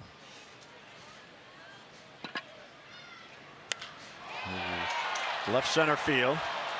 Just ball carrying on the warm day. There's Dietrich. And he's got it for the out. So the Orioles get 2 more for a 6-1 lead. And on this Father's Day, reflections back. There's me and my dad around 1966. And I thank Mom for that way ahead of its time bathing suit.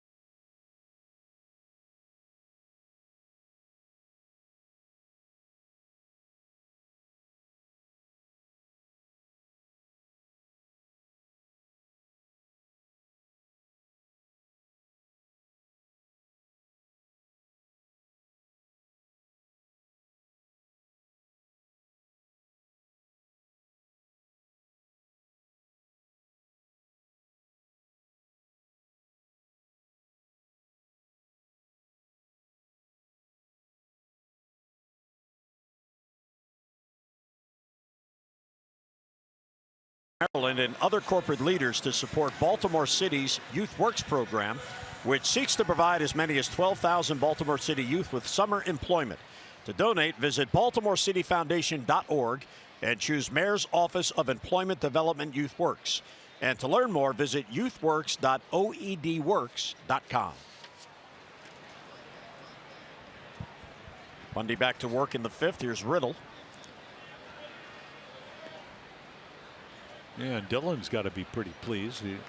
Only the home run by Bohr, and they get him some runs. He's pitching well. Yeah, they had scored 44 runs in his first 13 starts, or actually 14 starts, but 17 in one game. So if you go back, that's 27 runs in 13 starts. That tells you how few runs he's had to work with, and he's up there with a number of the other guys. There moves it in on his fist. He had gone 20 innings before the Bohr home run without allowing a run. His first career start against Miami. He has good numbers in the interleague games, though. Off the end of the bat, but it hangs up for Adam. And 1 down here in the 5th. And as you enjoy a Miller Lite, look forward to the whole true moment later in today's game. And a beautiful view towards the warehouse on this bright sunny day. Fans up on the roof deck having a good time. Well, the skipper of the Marlins, what Don Mattingly said, he used to always love to come here as a player. And I think he hit like 335 in Camden Yards. 2,100 base hits. Yeah.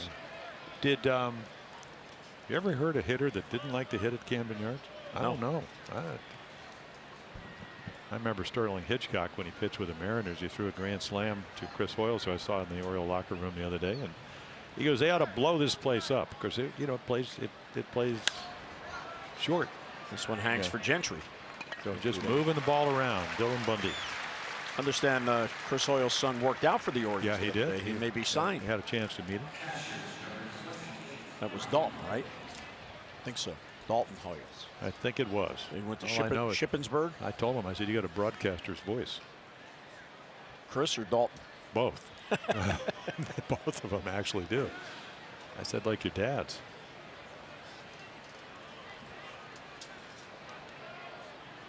Well, that's pretty good distribution there.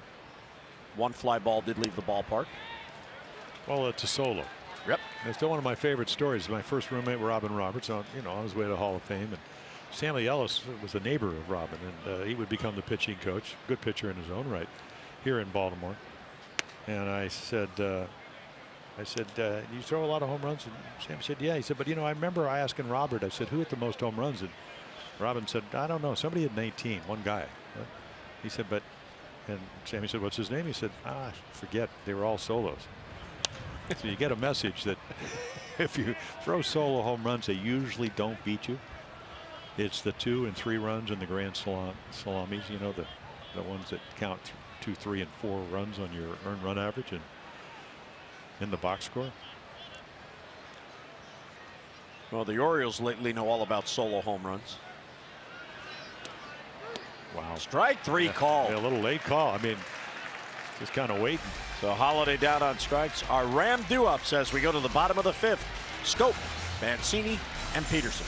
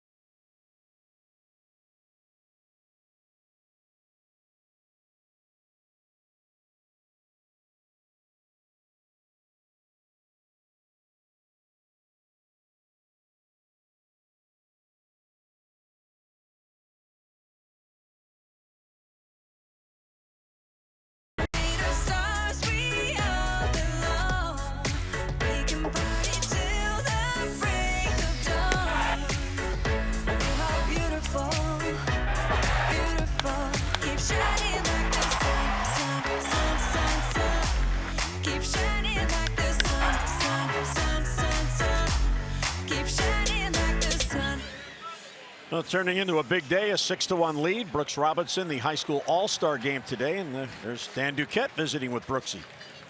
So they're talking strategy and probably going down memory lane. Brooks is telling him about all the great plays he made to save Jim Palmer. Yeah. Well, look, he saved all of us.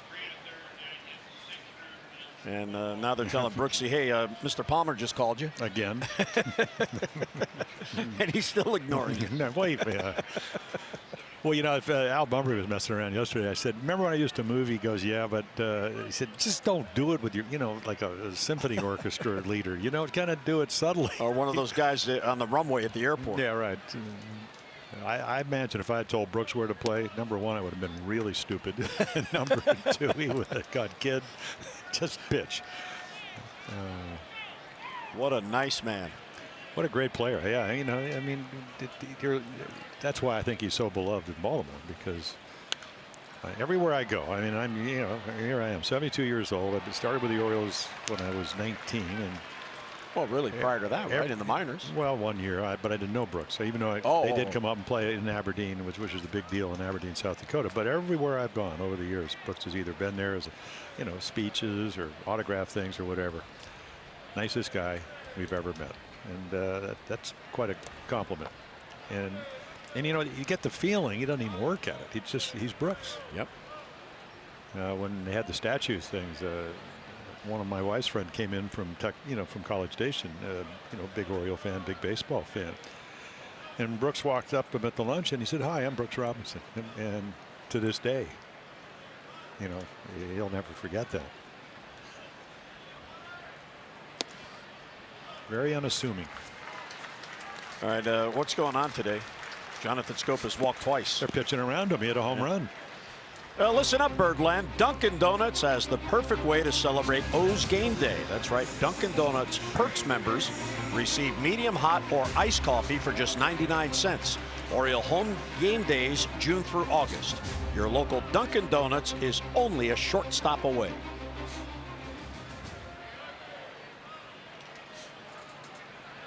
So the first walk by Gonzalez since he came on. Yeah, it looks like he's a young pitcher learning how to pitch, and he's got a really good arm. The command. Hopefully the Marlins hope that'll come, and the only way it will is if you get out there. Mancini a big RBI single his last at bat.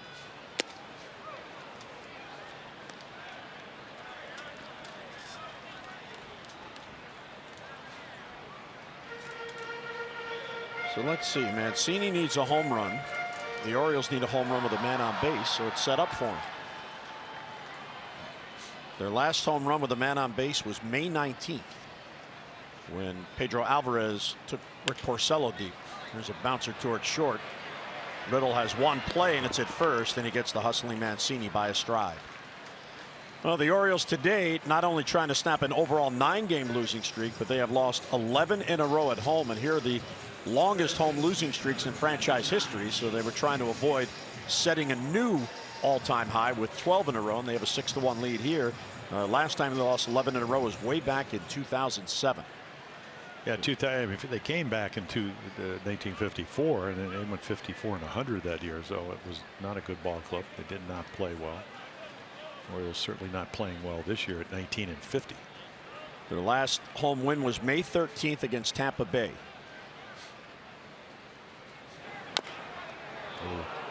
It was on Mother's Day, and today is Father's Day. So good day to end it. Jace Peterson with a big double. Out the Orioles the first 2 runs and just hits it right down. And watch his face. Yeah, well, he hit it right on the top of his lead foot, his right foot.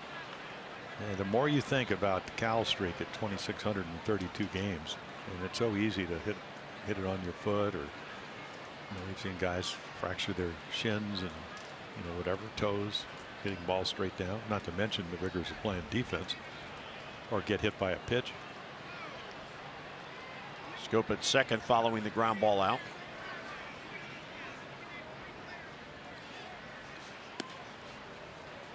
And the other thing that what we're going to start seeing here in the next couple of weeks, and there's all the trade speculation obviously with the national writers, but the Orioles have Tim Beckham set to come back in about a week, and Colby Rasmus is trying to get back. He's rehabbing in the minor leagues. Beckham could be back here for the next homestand. Deep right field for Peterson, and there it goes. That ball is gone. Have a day, Jace Peterson. A 2-run shot, 4 RBIs, and it's 8-1 Baltimore. Yeah, the amazing thing is that he gets 2 RBIs on a changeup home run. You could see 101 miles per hour and 388 in a hurry. And then the 2-run double was on a changeup. And they're all out to meet him. All of a sudden 6-1 becomes 8-1. And another $500 for our Maryland Lottery contestant of the game, Patricia Souvenir of Pasadena. And there, that streak is over, Jim. That's a 2-run homer. Yeah, quickly. Ball jetted out of here. So 18 consecutive solo home runs before that shot. Yeah. Well, thanks to Jonathan Scope, the table setter, walking. It's become a So take a look at 96, 97, but a change up stays through it. Foot down, and then the lack of speed, the change up at 86, so 10 miles per hour slower. Able to trace it, track it, and then blast it. Greg Gentry up now.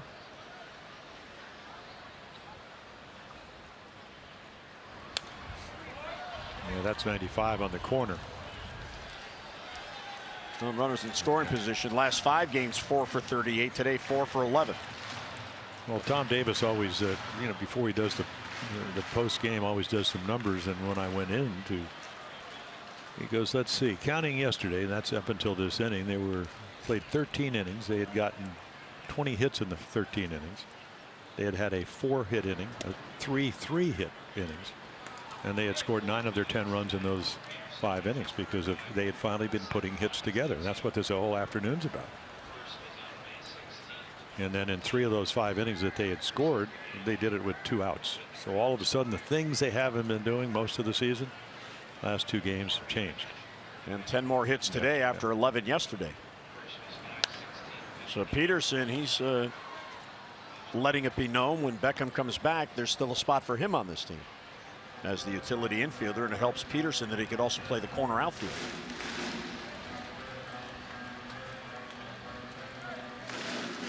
John Russell with the skipper. Well, when you're struggling, and Jace Peterson was struggling. I mean, you're hitting 172, and all of a sudden, you know, like we said before, you got to do some work. And he's a veteran. I mean, he's veteran in the sense he played almost every day 1 year in Atlanta. So you better make adjustments. And there's the 96. So, and he has. Peterson's hitting 3 straight games now. Yeah. So there's this is what this kid. I mean, when you have that kind of arm, talking about Gonzalez for the Marlins, pretty special arm. Well, Jace Peterson turning it on. He's 5 for his last 16 now with 6 RBIs. 4 RBI game today. The 4 ribbies, by the way, ties his career high.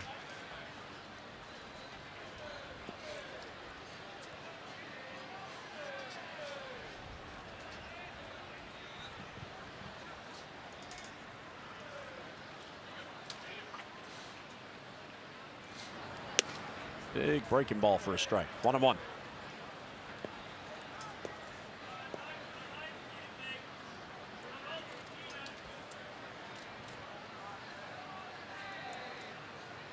(2015) against with Atlanta against the Marlins, he had those 4 RBIs.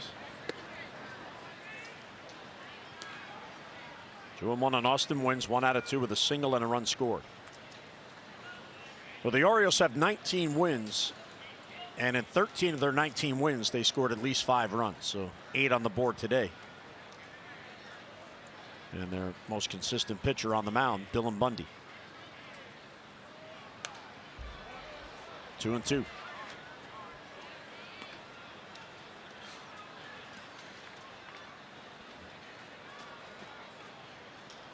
I was thinking, yeah, I can get used to this. 8 runs. This will be good. Looks like he's meditating. Well, you want runs when you're when you're a pitcher, or you're whether you're good or bad. You want runs, but sometimes you don't need them, and that's what you want to be able to still win 1-0 and 2-1, and we've seen Dylan do both. Jace Peterson adding to the lead. His 2-run home run, his first as an Oriole, makes it an 8-1 lead for the Birds.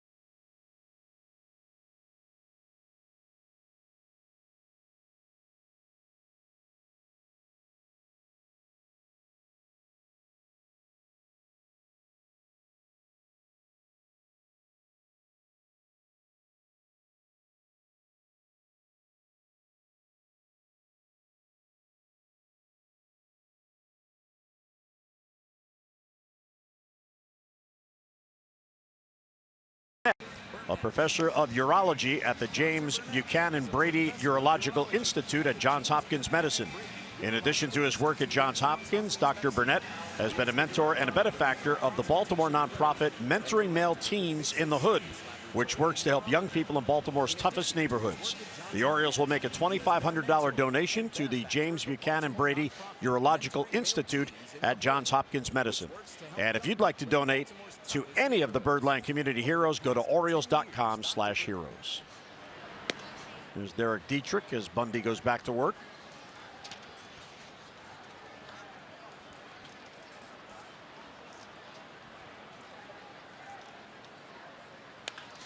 Rip foul.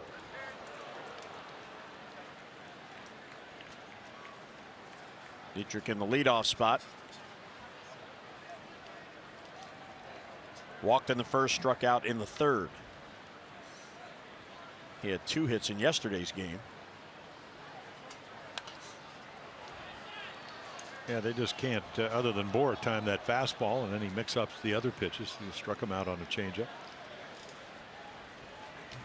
Yeah, the one thing in the pitch count this year, it's been a little bit more in control, a little bit over 15 per inning. So it allows him through the first 5 innings only throw, what, 66 pitches coming into this inning.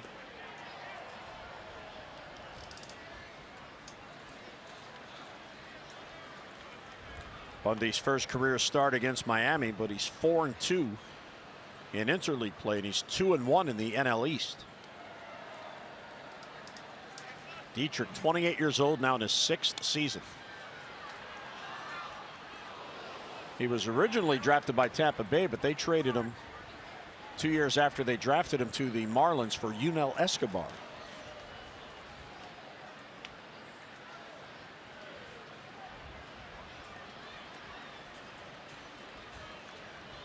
Now 2-2 on Dietrich. Left center field, long run for Adam Jones, and he's not going to get there. It falls in for a hit. So Dietrich is on with a leadoff single. And his first hit today. Today, as you see, the Orioles are wearing special Father's Day caps. Visit Orioles.com/auctions to bid on these autographed and authenticated game-worn caps. All the proceeds will benefit the James Buchanan Brady Urological Institute at Johns Hopkins Medicine. The bidding will close next Sunday, June 24th at 10 p.m. So visit Orioles.com/auctions today. They are good-looking hats.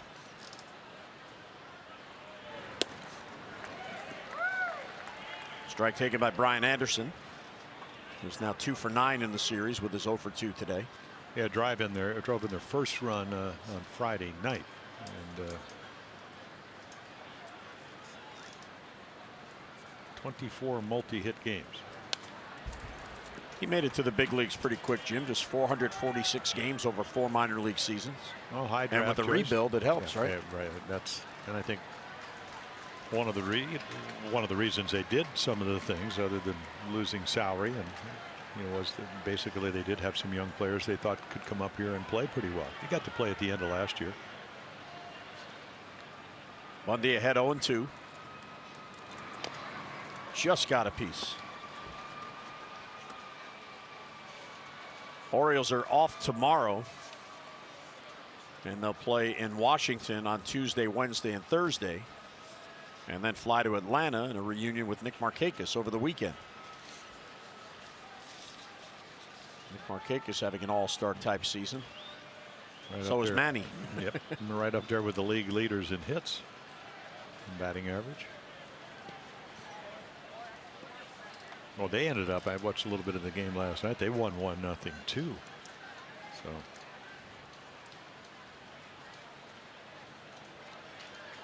they have a young left-hander, I think Sean Newcomb, who the Orioles will probably see. He's 8-2, very low ERA.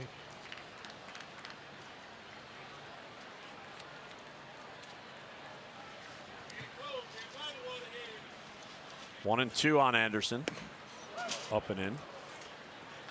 Markakis 89 hits. His teammate Freddie Freeman leads the league with 91. And Markakis at 321 is 5th in the National League in batting.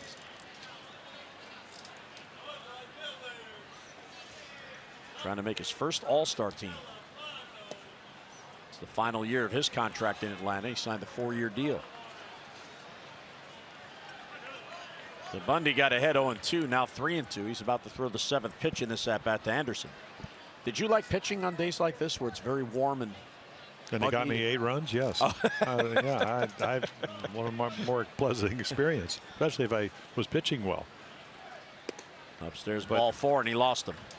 But you could see when he pulled that 2-2 pitch off, he didn't want to go 3-2 because then he had to throw a strike, just didn't do it.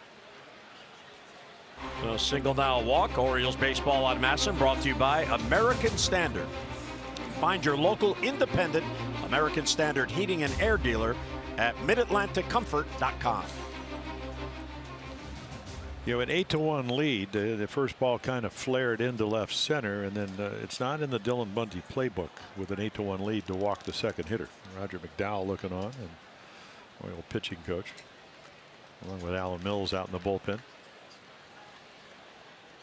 And that brings up one of their hottest hitters. A couple of home runs yesterday, 4 RBIs.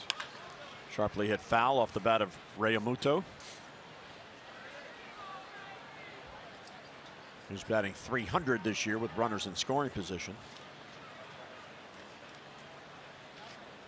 I would imagine that we got about, what, 6 weeks to the trade deadline. The Marlins will be getting calls for Realmuto, and the question is, what is it going to take to get him? I would think probably a haul, because Realmuto is still only 27 years old. Well, that, and of course the thing that they look at, I look at 3 years 38 days, so they have them under control for what, the next 2 years. So that brings up your value. You know, if you look at Zach Britton, Adam Jones, Brad Brock, even Manny Machado, you're renting. There's a double play ball to Peterson. Out there, back to first, not in time. Realmuto hustling down the line. Yeah, he does have good speed, and you think that might be a potential double play ball because he hits it sharply, but he gets down the line very quickly, and they turn it well. You see Scope make sure the foot's on the bag. Now with the way they can contest if you don't do it, so he's well across the bag.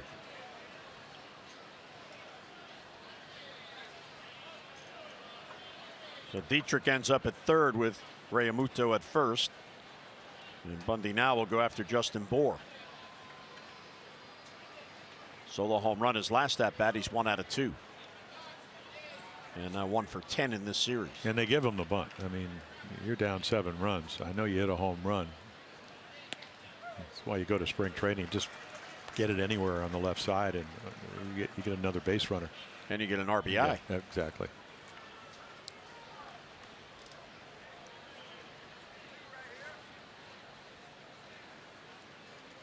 Of course, Dylan, he's going to look for a strikeout here.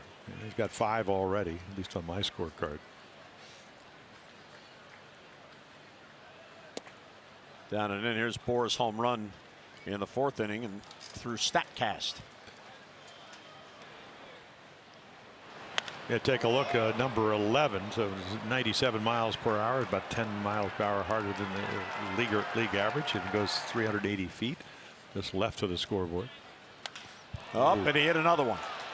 That ball is crushed. Wow. And that's onto the flag court over the bleachers. So a 3-run home run makes it an 8-4 game. Now we talk about the higher batting average by the left-handers, but the home runs usually by the righties. So that's home run number 6 and 7 left-handed batters against Dylan Bundy. And for Bour, who was actually played for a summer league by Oriole scout Dean Albany, it's his 11th and now 12th home run of the year. And you're right about being hit hard. I think it's a changeup, very much what Jace Peterson hit for the Orioles, and it sails out of here. It's the back of the wall, flag court, before it gets out onto Utah Street. Roger McDowell out for a visit. Nothing doing yet in the Oriole bullpen. The Birds still have a 4-run lead. So Bour has all 4 RBIs on his 2 home runs. Realmuto with 4 yesterday, Bour today with 4. Difference was that the Orioles only scored 4 and they scored 5 yesterday. But this game not over. Starlin Castro now.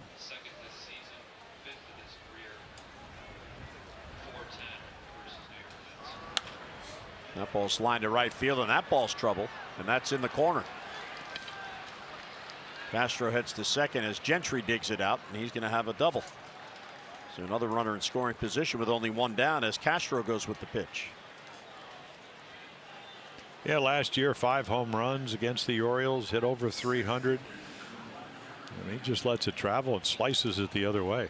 You know, most teams play straight away, so any ball down the lines is going to fall. We go. Castro now getting loose. Zach Britton and Michael Givens observing with Alan Mills. And here's Cameron Maben. Still only one down.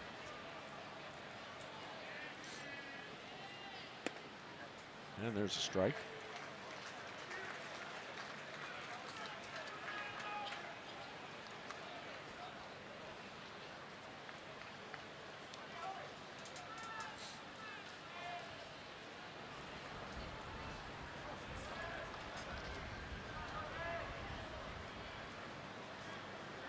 Bundy and Wins this inning are having some troubles getting together on signs. You see Dillon's been shaking him off a bit, and now twice has stepped off.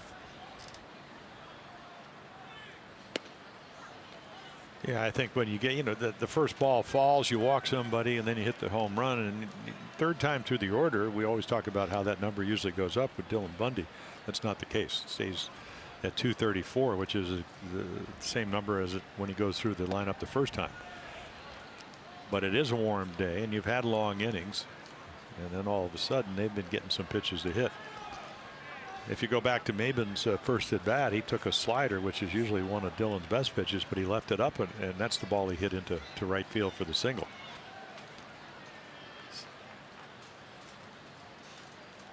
Now 2-1 the count on him. Outside ball 3. So it's not about velocity. He's still throwing fine, but it's about command here in the 6th.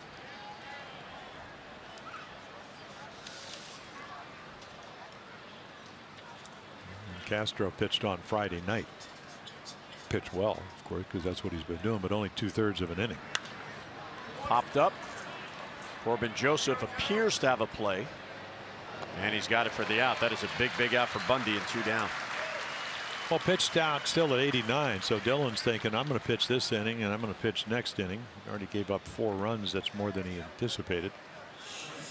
I know it seems silly, but that sometimes when you're able to pitch late in ball games, that extra inning, you're thinking, oh, I'm going to win, but I want to bring my my ERA down. The only way I can do that is stay out there.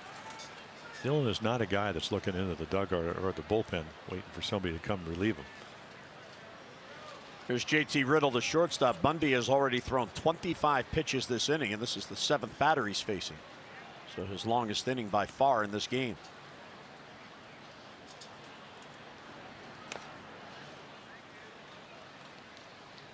I think that's a foul ball call. Umpires just don't tell you anymore. They assume anywhere in the ballpark you could see it. It's incredible. Don't take it personally. No, it probably does it to everybody. It's their job. That's all I'm saying. Let us know. That's what they're out there for.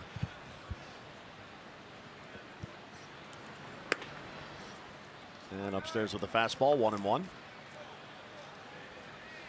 A warm day here today. There's the pitch count now at 91-27 this inning.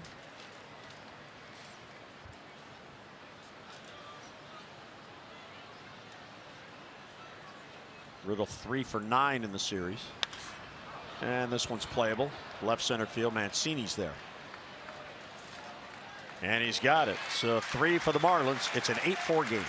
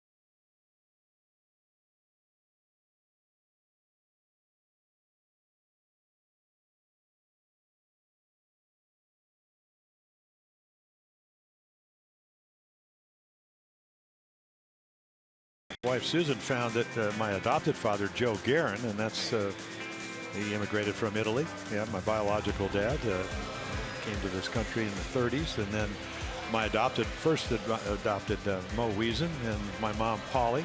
They had come to New York, and then on the left, that's Dr. Creighton Hale, who's the president of Little League. My dad, Max Palmer, who I took his name, at a Little League banquet in Beverly Hills.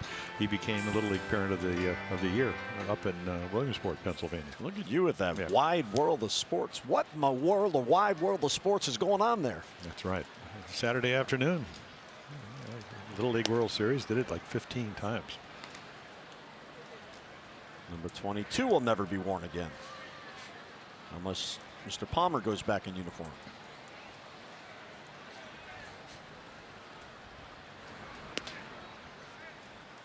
Gonzalez still out there, power arm, and you know, AJ Ramos, as we mentioned, he gets traded in that trade to the Mets. Had 27 saves for both of those teams last year. He's actually on the disabled list now with some shoulder problems. Now Joseph making his second start since being called up the other day. He got here Friday. In the Orioles lineup here, he's the only hitter without a hit. The other 8 all have a hit, and that's what you like to see, Jim, the balance. Well, Corbin is not happy about what's going on, but yeah, yeah, and there's cutters that, and again, I don't know if these are natural cut fastballs. Kind of went through this early on when you don't really know your windup, but these are hard fastballs. You know, you see them, you know you got to get the bat out, but that ball just keeps coming in on you. If you're left-handed, if you're right-handed, it would go away from you. So that's back-to-back cutters for the strikeout.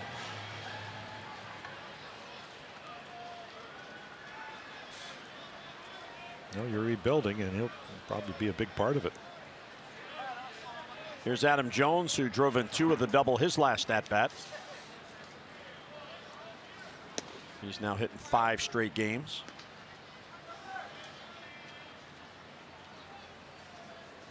Those are trying to break the 9-game losing streak. They've also lost 16 of their last 18 games. Just the 2 wins in New York in there for the wins. And what was amazing about that series, they won a game 2-1, and they won the other game 1-0. So even there, they weren't scoring runs, but they got outstanding pitching, and they ran into the worst hitting team in the National League. Yes, and we were some of the graphics talking about being at the bottom of the rung as far as batting average, and the Mets right there with the Orioles. Really struggling offensively. Cespedes out. You know, he's had quad problems as he usually has, hamstring problems. Jay Bruce not playing as well as he did with Cleveland. And here's what Jim's talking about here. Lowest team batting average in a season since 1969. The Mets and the Orioles are right there. Texas back in 1972, 217.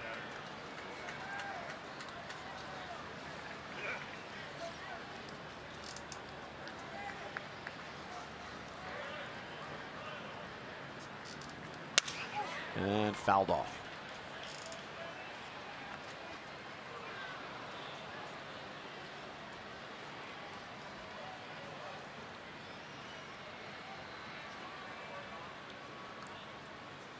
Yeah, Adam breaking his bat, just trying to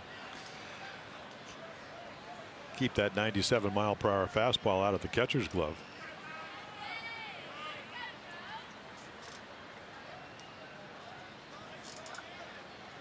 He and Manny are tied for the team lead, each with 22 multi-hit games.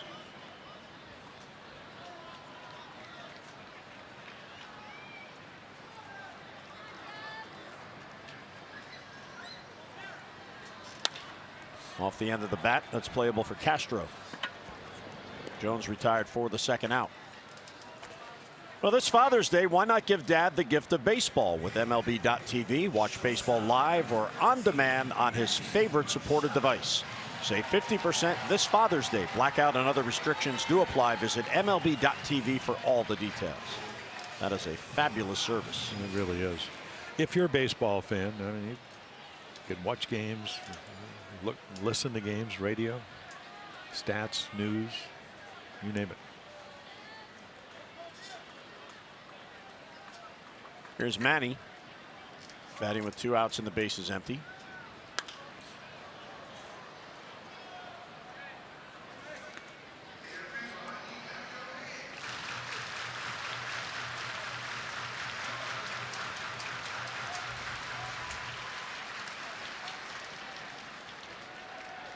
Randy Gonzalez on a relief. Richards, the starter, went just 3 1/3.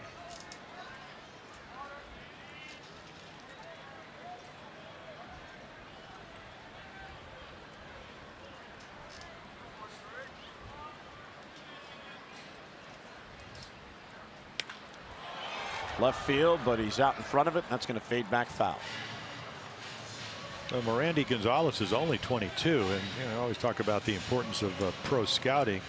He was 11. He had 11 starts. He was 8-1 in A ball when they made that trade last year. So again, when you have a lot of pro scouts, they will go out and look at A team, AA, AAA, major leagues at least twice a year. Most teams have them do that. So that's how he went in the A.J. Ramos. And there's that cutter. So somebody saw him, and now he's pitching in the big leagues. And a 3-up, 3-down inning. O's go down in the 6th.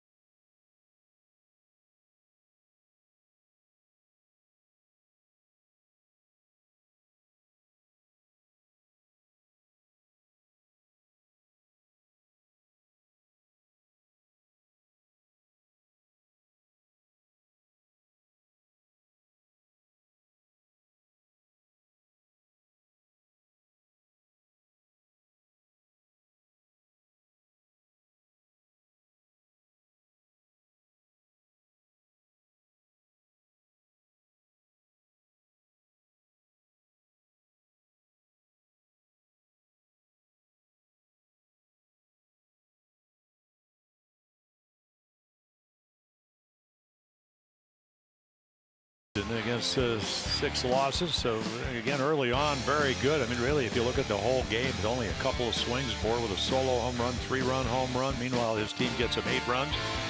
Used all his pitches, as he always does. There is the final line for him: the 4 runs, 2 strikeouts, or 2 walks, 5 strikeouts, 92 pitches. And now our Jiffy Lube pitching change. Regular oil changes at Jiffy Lube will help your vehicle's engine run cleaner, longer.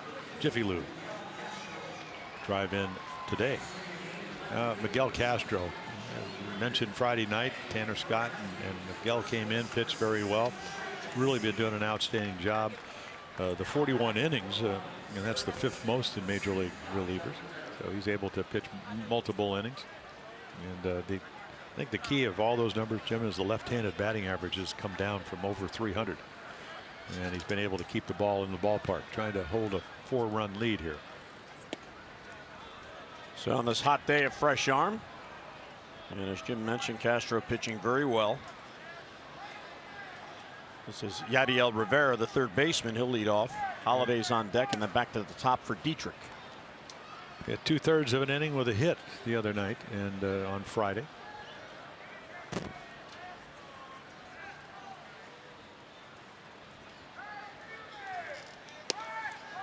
And there's a strike. Couple of defensive changes. Mancini moves from left field to first base, and Joey Rickard is now in the game in left field. So he'll go into Corbin Joseph's spot in the lineup, which is leadoff. So now that we're in the 7th, Buck Showalter, a little better defense to protect the lead. Oh, Rivera didn't like that. He thought it was inside. I'm not sure that, because this is a 2nd strike, you want to show up an umpire like this, even if you don't agree with it. He thinks it's inside. It might have been a touch. Let's see. Yeah, you better swing. And he does. Base hit to center.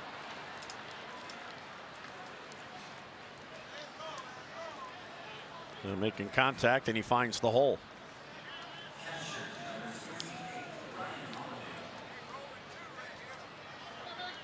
Miguel got 2 outs in the game on Friday night. One thing about Miguel that Buck Showalter can rely on is the fact that he can go more than an inning. Here's Brian Holiday, number 9 batter. Yeah, I would imagine the leash will be short, though, because when you've lost 9 in a row, 11 straight at home. Another base hit. Yeah, Buck's going to say, okay, all they're looking for, number 1, are base runners and somebody out of the bullpen to have a bad inning. So you can't let it go too long, even though he's been as good as he's been. You know, a little slider hit up the middle, fastball. I mean, great angle right here. You can just see it stays up here, and he just, you know, singles didn't hit it very hard, but found a hole. So first and second, Rivera at second, Holiday at first, and it turns the lineup over. Here is Derek Dietrich.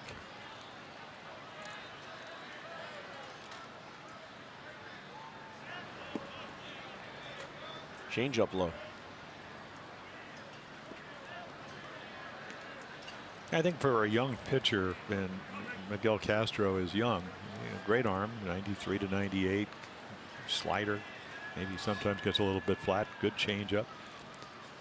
You have to come up here, and then you have to pitch to the scouting report. That's not always easy to do. You know, he's mostly, sometimes fastball command can be in and out. It can always have good velocity. So that's why you saw, you know, Dietrich to get him out with changeups. What's the first pitch? Changeup, ball 1. Then now all of a sudden you know he's looking fastball. How to make the perfect pitch, ball 2. I went through this, and the Orioles are getting somebody up in their bullpen because there's ball 3. There's Michael Givens. He just did get up. Meantime, Dietrich, who's a very patient hitter, works the count to 3-0. That's why he's in that leadoff spot. He's a ball away, Castro, bringing the tying run to the plate. And a borderline call, 3-1.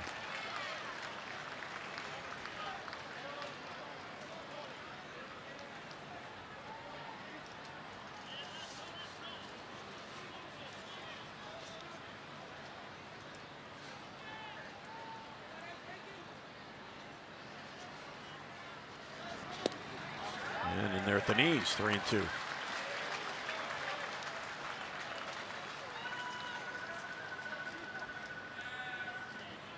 When you're red hot, and Derek Dietrich has been, you mentioned yesterday, since May 31st coming to today, he's hitting 370. You're willing to go to 3-2. Now the pitch of choice is probably a changeup. Let's see if he throws it. Outside ball 4, so the bases are loaded with nobody out. And here comes Buck Showalter. And that's going to do it for Castro. So as Jim mentioned, the leash was short. And Michael Givens will come on as the Orioles trying to snap this 9-game losing streak. Givens inherits the bases loaded.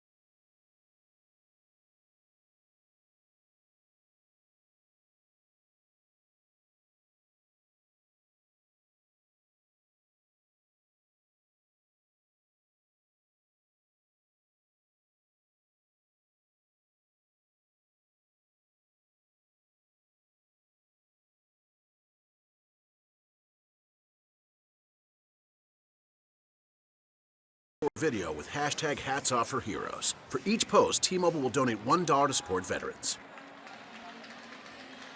Back here at Camden Yards, 7th inning, and a pivotal moment in this game. The Orioles at one time had an 8-1 lead. It's now 8-4, and the tying run comes to the plate against Michael Givens, who pitched an inning yesterday with a strikeout. Well, the numbers are inflated from a normal year, certainly, and we've seen it, capable of getting out of almost every jam. So he will come in with no place because of the bases loaded. He's done a nice job. Inherited runners stranded and face at least their best young hitter, Brian Anderson. And you're looking for outs here. You got a 4-run lead. You know, you need another 9. And they're trying to mount a big comeback, and you know, a couple of soft singles and a walk. He sets it up. Tanner Scott now getting loose. That's likely for Justin Bohr.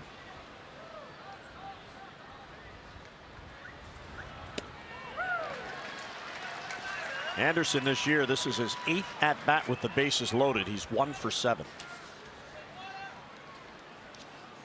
But he is a dangerous hitter in this spot because he is a contact hitter. Well, contact hitter, I mean, came in at .410 with runners in scoring position because he'll use right field. That was the whole mission of the whole season.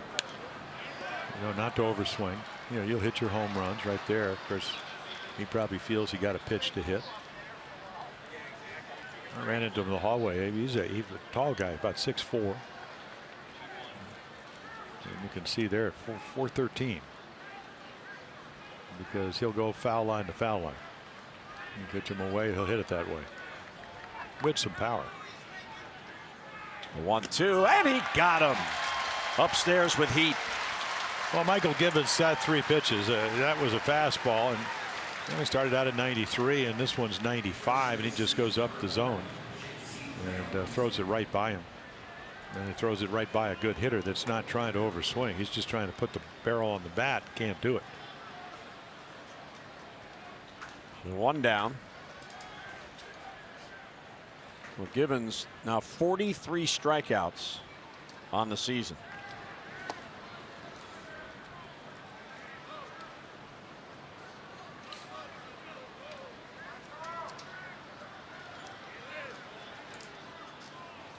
Yeah, 297 with runners in scoring position. And, with Michael, the stuff, maybe not sometimes not the command, but he can strike out anybody because he's deceptive and he can make the ball run. And then he's got the 2 other pitches. But he'd love to take a double play ball right here, even though Real Malto runs so well. That's hard to do. Skied a mile high. Joey Rickard has a play. Tagging at third is Rivera. Joey's got it. The runner does not go. And Rickard fires back into Peterson. Yeah, Freddie Gonzalez, the third base coach, and of course, you know, he was for years all those great Atlanta teams, then managed Atlanta, Miami.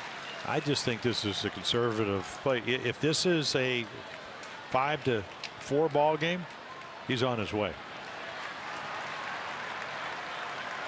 And, you know, Rickard's throw was a little bit offline, but Bohr coming to the plate, Givens does his job.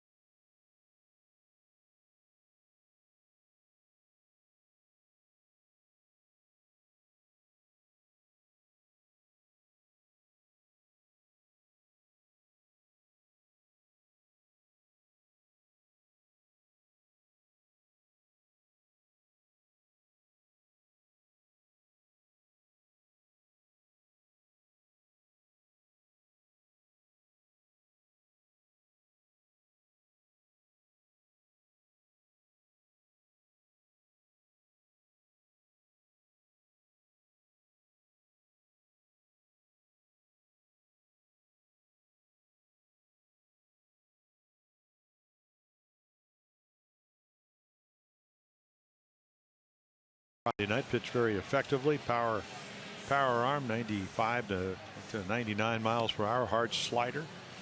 So, he can strike out. You can see 23 strikeouts. So he comes in, righties hitting him a lot better, and he's going to match up against Justin Bour, who already has 4 RBIs, a couple of home runs. That's not it. And then, of course, the number right there, 5 out of 5.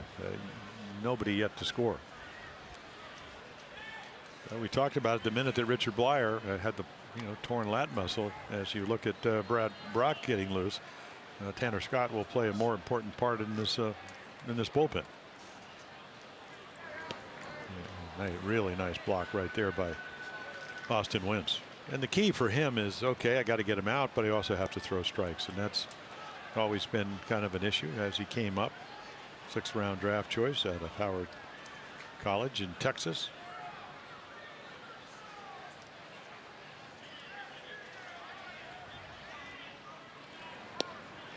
Well, it's all about player development when you have raw talent like he has, and I thought it was a tremendous last year what they did with Tanner Scott at Bowie, where they had him start and go 3 innings each start so he could learn to use all his pitches and work on his command.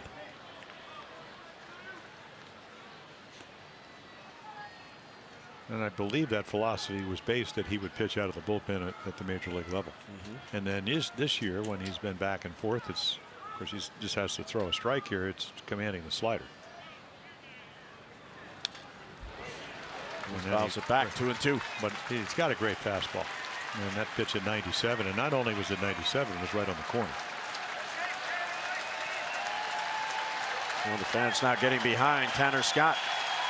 Well, they haven't seen a win in a long time here at Camden Yards. This would be a big step forward if he's able to get Bour out. Goodbye. Paul, strike 3. Tanner Scott gets his man, and how about that? Givens and Scott, they combine to strand the bases loaded. 7th inning stretch in an 8-4 game.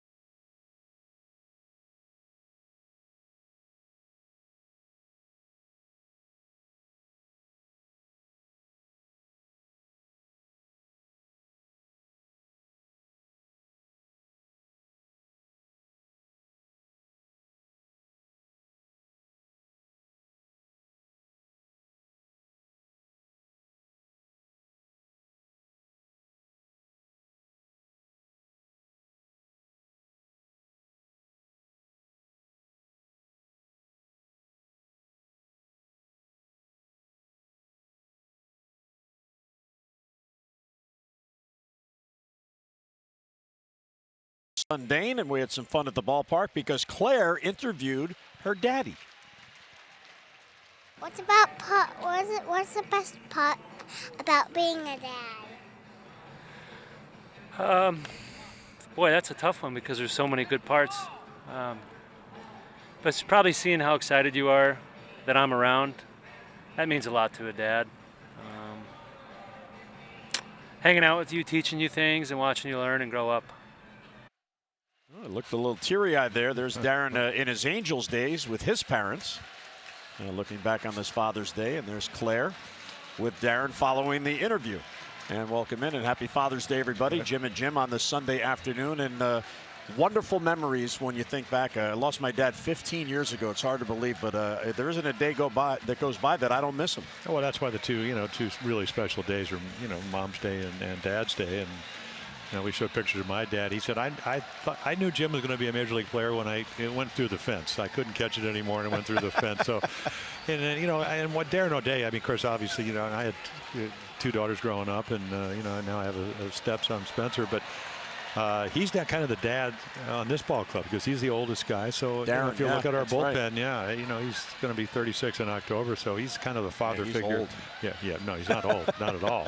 Not the way he's pitching, but I think what it is that you look for your dad, or in this case, the veteran, the guy with experience, for advice. That's why it's such an important day for all of us. Gonzalez stays on as Mark Trumbo will lead off here. Yeah, take away the changeup, the home run to Chase Peterson. He's pitched real well.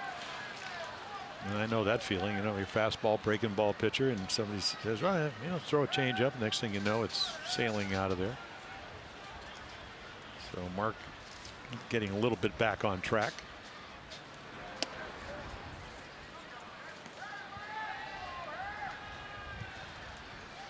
Well, Mark came in 2 for 15 on the homestand, and he's 2 for 3 today.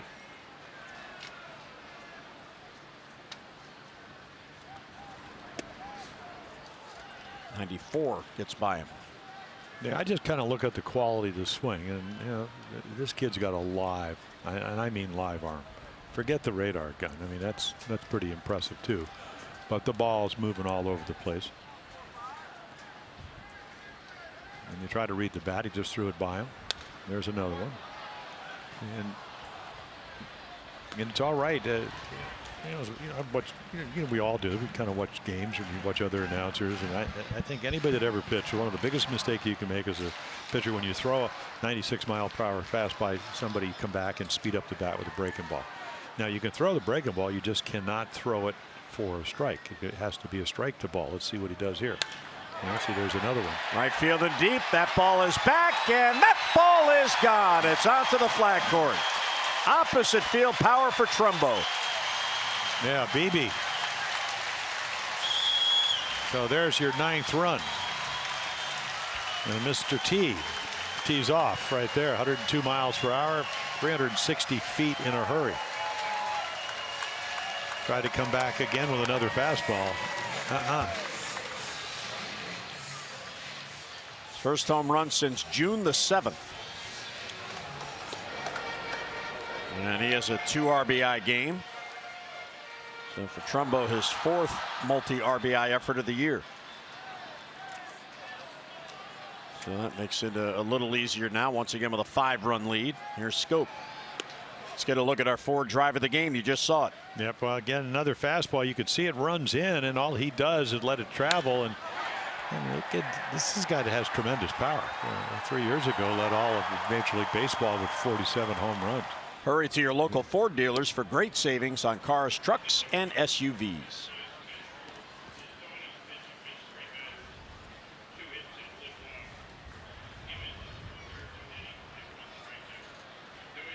Alex Cobb there saying, hey, save some of those runs for me. Didn't go on the appeal.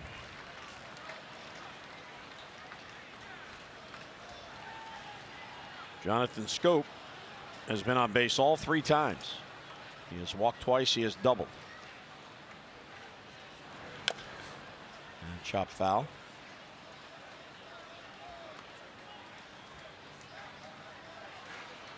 Jonathan walked twice in the game on June 7th in Toronto. He's actually now walked Jim 7 times in the last 10 games, which for him is a lot. Well, it's a lot, and also a good take there. The other thing is, and we talk about it, and I learned it when after I retired. I was working for ABC, and I was doing the World Series, and I saw Tommy Herr in 1985. He had 337. Strike zone was about the size of an 8x10 picture. The next year we did a Monday night game early on. He's hitting 190, swinging at everything because you don't want to walk because it doesn't help that 197 batting average. And I think when you get a slow start, you know, ideally you want everybody in your team get off to a great start so they can relax. They can take the walk because the on base percentage goes up. But when you're hitting, and Jonathan coming in at 209. Threw in a 9 for 66. He wants to get base hits, and he wants to get 2 at a time. It just doesn't work. Well, that he way. told you he wants 10. Yeah, well, I'm trying to be nice. Yeah. But he was saying that because I think he understands, and that's a quality at bat. You know, good fastball. You hit it hard. If it's not at Riddle, the shortstop, it's a base hit. So that's all you want to do to get back at it. And I think it's harder to do that when you're struggling because you're in a hurry.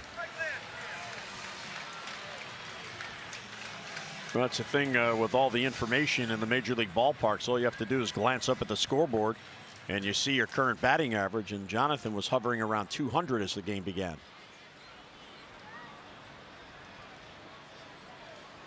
Trey Mancini now.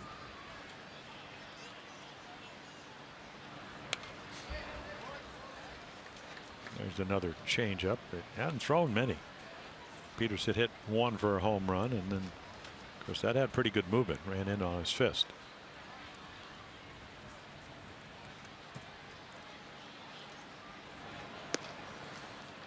Yeah, their defense is you always try to concise the size of a baseball field. They play him to hit the ball to right center field. So I mean the field really here for Mancini is right there, and that's what that defense is. Towards the middle. There's Riddle again. Has he robbed them again? Yes, he has. Back-to-back days and 2 down. Yeah, the single he hit up for the RBI to give the Orioles a 4th run was 101 miles per hour. That ball's off the end of the bat, and exit velocity, we get it now, used to be, hey, did he hit it hard or not? Well, that ball was off the end of the bat, so it wasn't hit hard. And Riddle, who seems to have pretty good range at shortstop, made that play easy. 2 down following the home run. And here is Jace Peterson, who's had himself a day.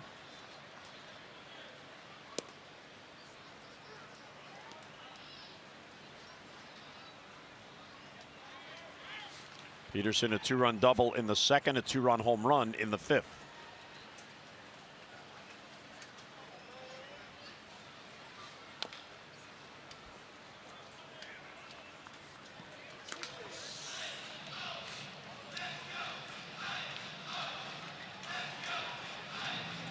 Well, the Orioles with 11 hits after getting 11 hits yesterday. Friday, when they were shut out 2-0, they had only 3 base hits.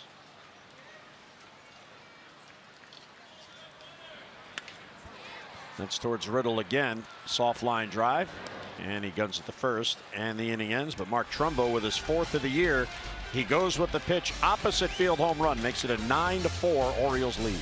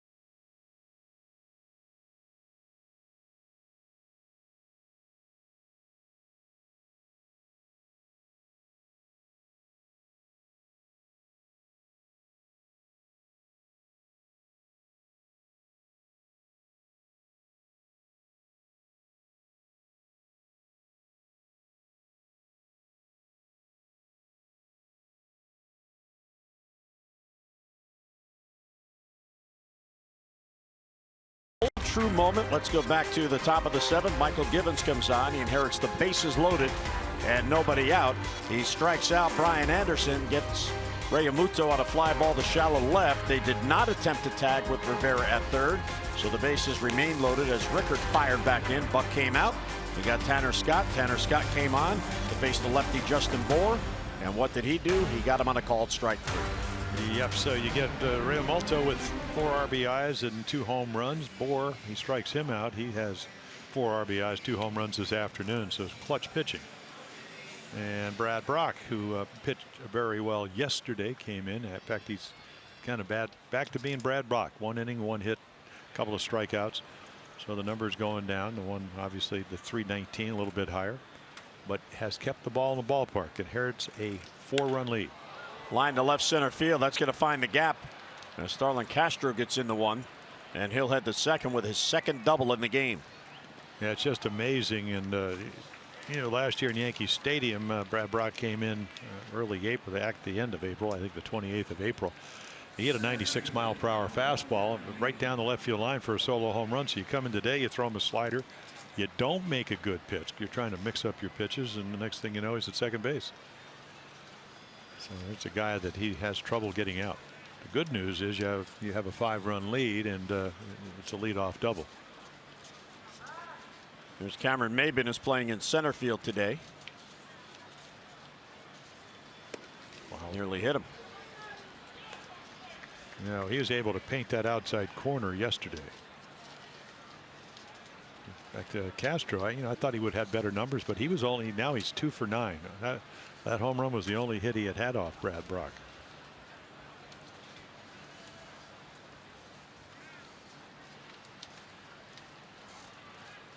A runner at second, nobody down, a 5-run Oriole lead. And on the corner for a strike.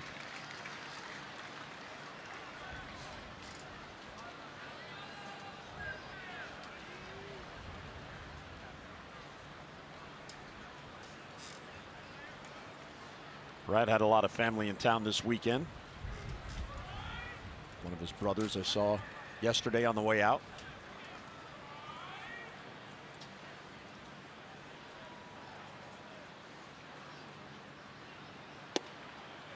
Oh, what was that pitch? 2-1. Chris Conroy, the home plate umpire, they've got a number of hitters looking back a little bit today. Some of those pitches right there, because that was just a smidgen off the corner, have been called, and some not. Maybin has never faced Brad Brock. A lot of time in his career in the National League. Well, Michael Hill, I saw him today in the elevator. He's the president of baseball operations. He said they got Cameron because, first of all, he had played with him earlier. He had, maturity, athleticism. I mean, a lot of things that he can add to a young ball club. And as you mentioned, it hasn't played as much because other than the young kids are doing a great job. Well, there you go, right on the corner. And Cameron's going to go back out and look right on the. So the other one just off the corner, and then you move it over a little bit. We saw Brad Brock do it yesterday. There's the glove. There's the ball. Talk about holding it for the look at that plate presentation. Let's see if it's on the corner. Yep. And Maybin said, "I just got framed." Yep. Austin Wynn's doing a good job. Well, good control, and the plate is 17 inches wide, and then the edge of the ball could be on it, so you can add almost 2 inches to both sides of the plate if you make your pitch and catcher catches it properly. And actually, Rick Dempsey was fabulous at moving the ball back subtly to the strike zone. And to do that, you have to catch the ball out in front, and you got to have strong hands, and you have to have really good hands. Yeah, maybe Brooks should have, with the great hands of Brooke Robinson, maybe Brooks should have been a catcher. No, I don't think so. No, I think he picked the right position.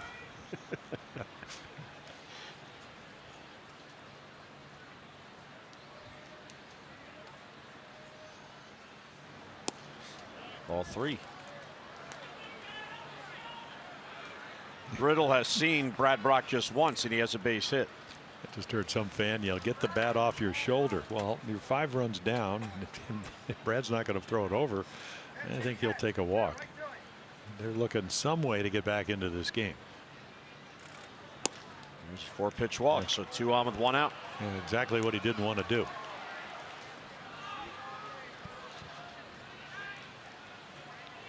Skipper always taking notes.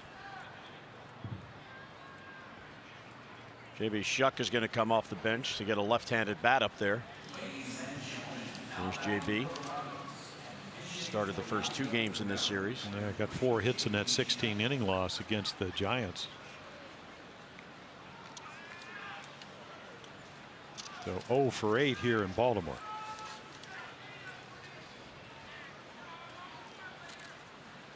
So can Brock get a double play ball? And they kind of give him the bunt. If he wants to push one down the third baseline, I mean, it's his for the taking.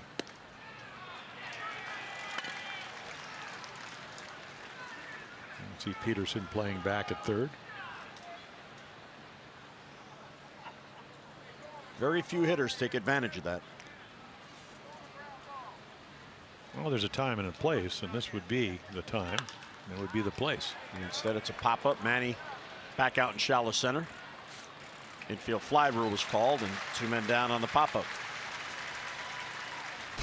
This copyrighted telecast is presented by authority of the Orioles and may not be reproduced or retransmitted in any form. And the accounts and descriptions of this game may not be disseminated without the express written consent of the Orioles. Dad's having fun at Father's Day, dancing between innings. Hey, we're on the scoreboard. We might have to see that in real time. You know, that's the dad dance. Yeah.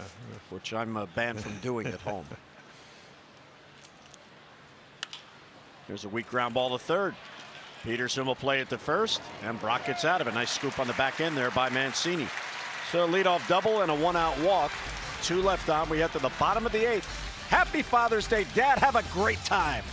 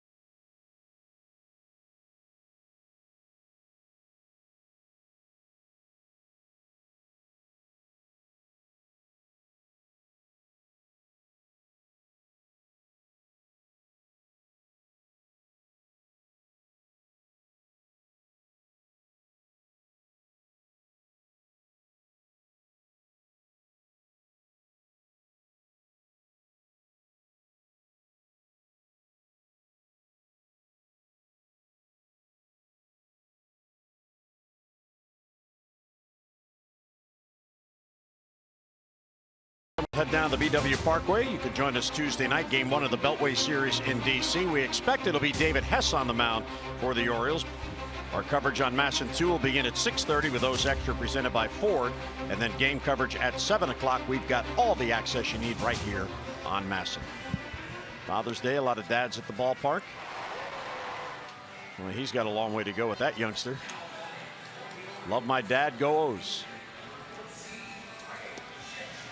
Well, so far cooperating. Brian Anderson moves in from right field to third base as Rivera was pinch hit for, and Shuck, who did the pinch hitting, stays in the game in right field.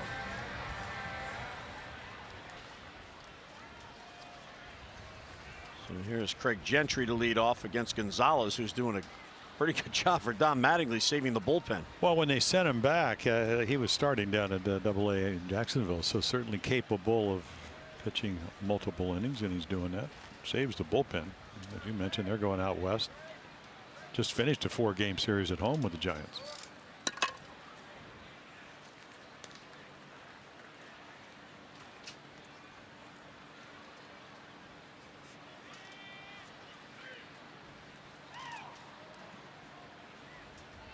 Wins on deck, and then Joey Rickard. Not sure where that missed. That breaking ball, so 2-0. The Marlins in the ninth will have the top of the lineup up, so it'll be Dietrich, Anderson, and Realmuto.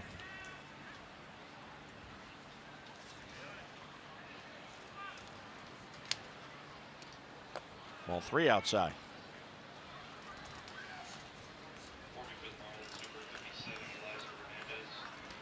Well, Eliza Hernandez pitched really well. He pitched 5 innings in that 16-inning game. And then Zach Britton. Not a closing opportunity, but certainly with the day off, trying to get him back into his rhythm. Be his 3rd appearance this week.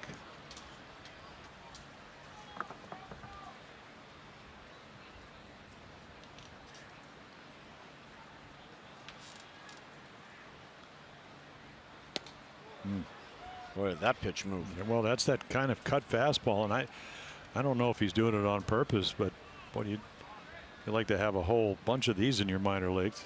I mean, it just kind of cuts, and maybe he just holds it a little off center. Maybe he's doing it on purpose. National League will find that out over the course of the rest of this season. And there's the straighter fastball. So it was 3-0. Now it's 3-2, and Gentry about to see a 7th pitch.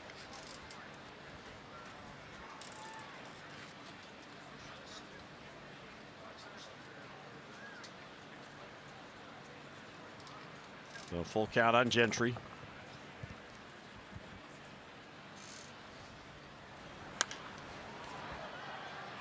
Yeah, the Nationals up in Toronto, where they're in a 5-5 game, bottom of the 7th. Harper didn't play. Eaton didn't play.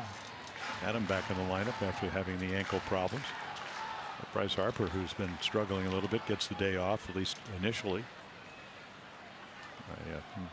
Skipper Dave Martinez. Ground ball is short. Riddle will have to hurry.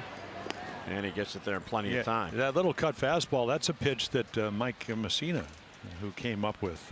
You know, you get in, and of course he was a little more experienced, but again, get into those hitters counts, and they think fastball, and then it just moves a touch. So this kid at a very young age, at age 22, can do that.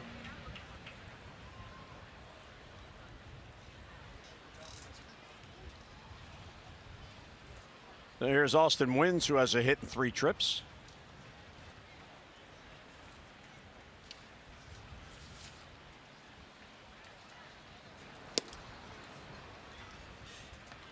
Chance Sisco was in the original lineup. He was scratched, and you see the breeze is blowing out towards right center field.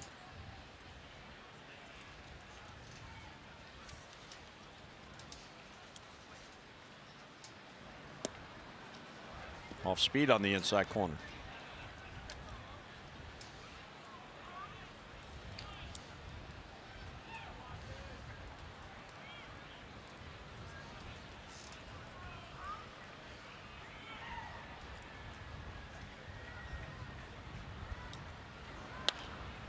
Fouls it off to stay alive. Well, with the Nats on the road, they're getting a chance to play the American League rules. And Davey Martinez, what he did today was he DH'd Bryce Harper. So Goodwin could get a start in right field.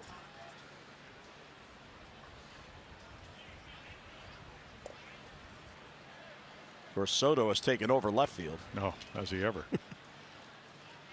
He got 2 home runs against the Yankees up at Yankee Stadium earlier this week. One down the left field line that kind of watching some of the highlights. They hit it at, you know, they say what the perfect launch angle is 26 degrees. He hit it at 40 degrees. Whoa.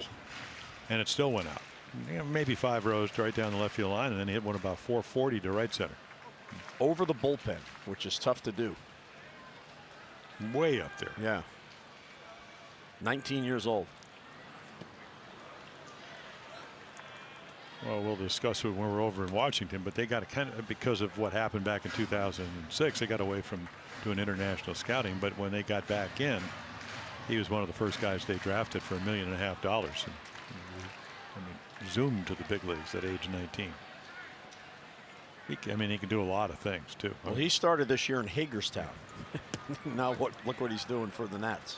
Well, because of injuries, and they've had, you know, Kendrick was playing left field. He had the Achilles so he's out for the year. So, you know, Daniel Murphy just got back. You know. So they're getting healthy in some respects, and then of course you get a young player like Juan Soto. Right Wow, at the yeah. third baseman. So Yeah. Anderson has it for the out. And sometimes you hang them, and you know, you get lucky if you're Gonzalez. That ball hit right. Of course, Mr. Gonzalez saying, well, you know, let's see Brian Anderson if he can pick it over third. And he does, right at him. Didn't have a choice. So Joey Rickard getting in that bat. He came on defensively. He's in Corbin Joseph's spot. Joey is really scuffling. He is 2 for his last 34 over his last 10 games. And ironically, the 2 hits are both solo homers. Good news and bad news. Yep. Not a home run guy. It's a guy that you just want him to be able to spray the ball over the ballpark. That way you can stay on the breaking ball and react to the fastball. You know, we were talking the other day because Brian Roberts is in town this weekend working on the radio side with Joe. But remember back when Jerry Hairston and Brian Roberts were both on the team and they were fighting for playing time at second base. Whenever Jerry Hairston would hit a home run, you knew a 2 for 29 was coming. Because he knew he was a little man, then all of a sudden he had big man swings, and then he would realize, oh, wait a minute, I'm not swinging correctly. And he would get back to being himself. And then, of course, when he got traded to the Cubs, Brian Roberts earned the job, and he took off and became an all-star player. But you talk about it all the time. Know who you are and stay within your game. And even Brian early on, a lot of lazy, you know, switch hitter, a lot of lazy fly balls, and then he realized, okay, I don't want to be a fly ball hitter until I get more at bats and get more experience, and maybe I adjust my swing, which he did. He was a double machine, and Joey Rickard has a base hit. Well, he works the count this time, and this is what we're talking about. Just put a good swing on it. If you do elevate it, but don't. I mean, home runs are fun. I only had 3 in my career, but I mean, it's nice to trot around the bases. But this will get Joey Rickard other than playing the defense. And yeah, 3-1 count. So you can look fastball. He gets fastball, and that ball 100 miles per hour off the bat. Well, his game should be about speed. I don't know because he doesn't play enough, and he'd really have to work at it if he's ever going to steal bases at this level. I think most of the base stealers, you know, you talk to Brady Anderson, who's around, you go, I mean, you got to really work at it. You have to have a certain mentality and not to be, you know, afraid to really do the studies and get thrown out. I don't mean in a 9-4 game, but.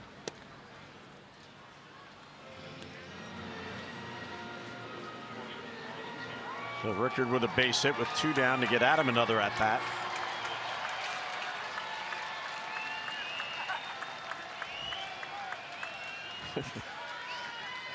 Adam stepped out of the box to admire. They put on the scoreboard for the fans to get loud with a Jurassic Park theme.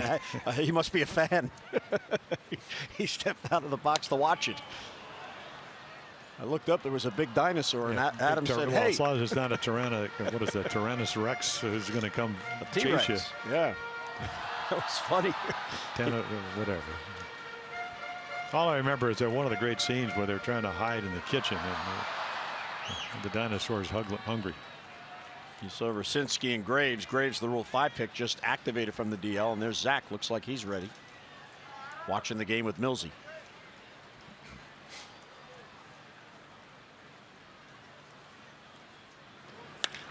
Towards the middle, and a base hit for Adam Jones.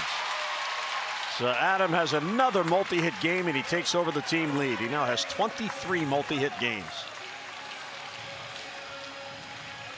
Well, 86 pitches. It's just that one of those little cutters ends up in the middle of the plate, and he hits it right back up the middle. So 100 by Rickard, 100 by Adam Jones. That ball got to Maven so fast, Rickard had no chance to go to third. Yeah, and Castro almost had it. Ball hit the mound, so got up in the air a little bit, so Starling Castro couldn't flag it down. Juan Nieves is going to come out, the pitching coach. So Rickard at second, Jones at first. 2 down here in the 8th inning.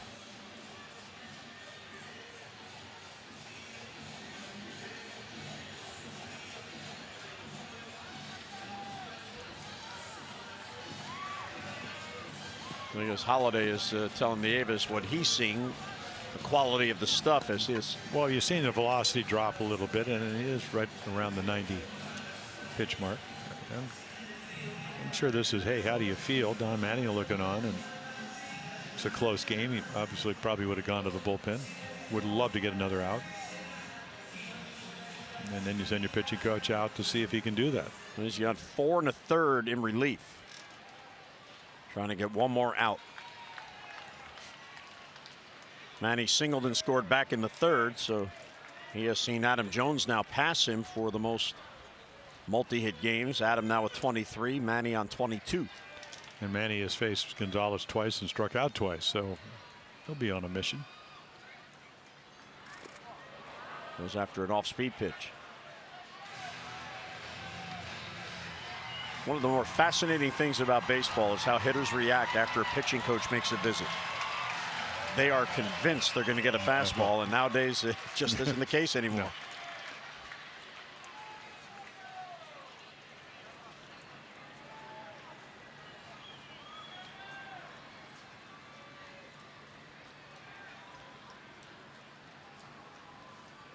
No. Gonzalez steps off.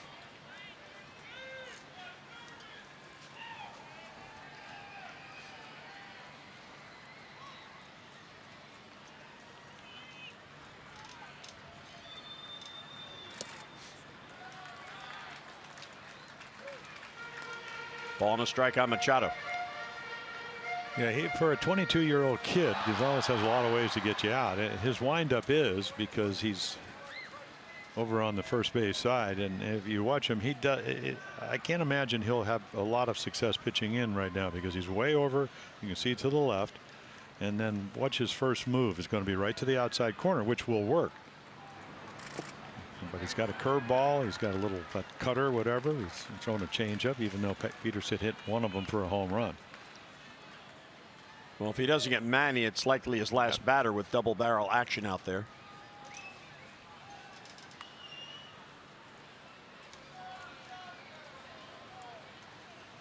Pretty good ball to strike ratio. 32 balls, 57 strikes for a kid in his first year in the major leagues.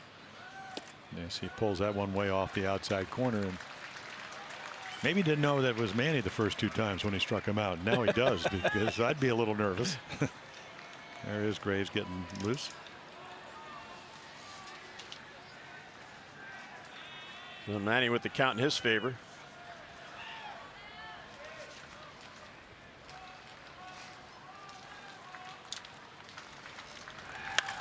And a base hit for Machado to right field. Rickard will come around to score. Adam stops at second base. So Manny's saying, okay, Adam, I'll match that. Well, and he has a 2-hit game. Yeah, I mean, this is a bullet.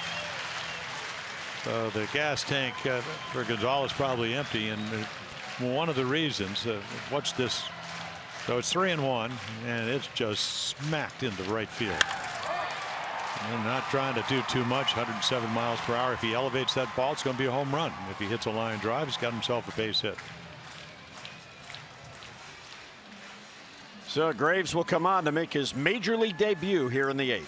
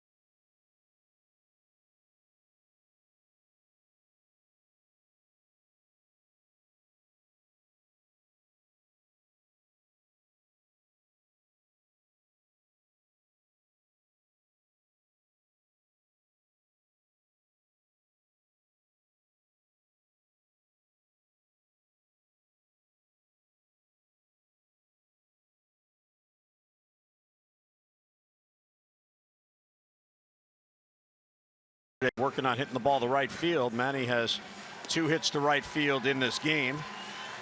Yesterday, he had 2 hits to right field. So the mentor and the pupil, if you will, and give Manny the credit. He felt like he needed to work on his swing, and he's got 4 hits in 2 games. And they were not soft serves to right.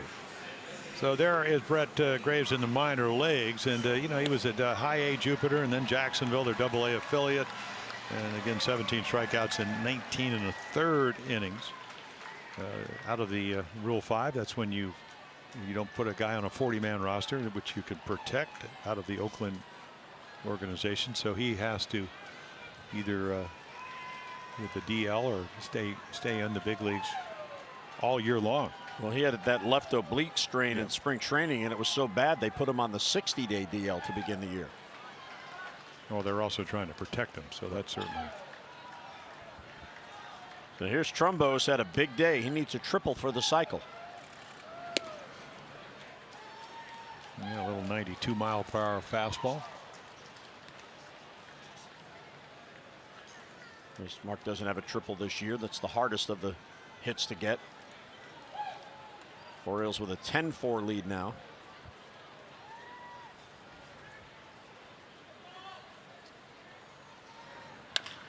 Towards the middle. There's Castro, the off-balance throw. He got him.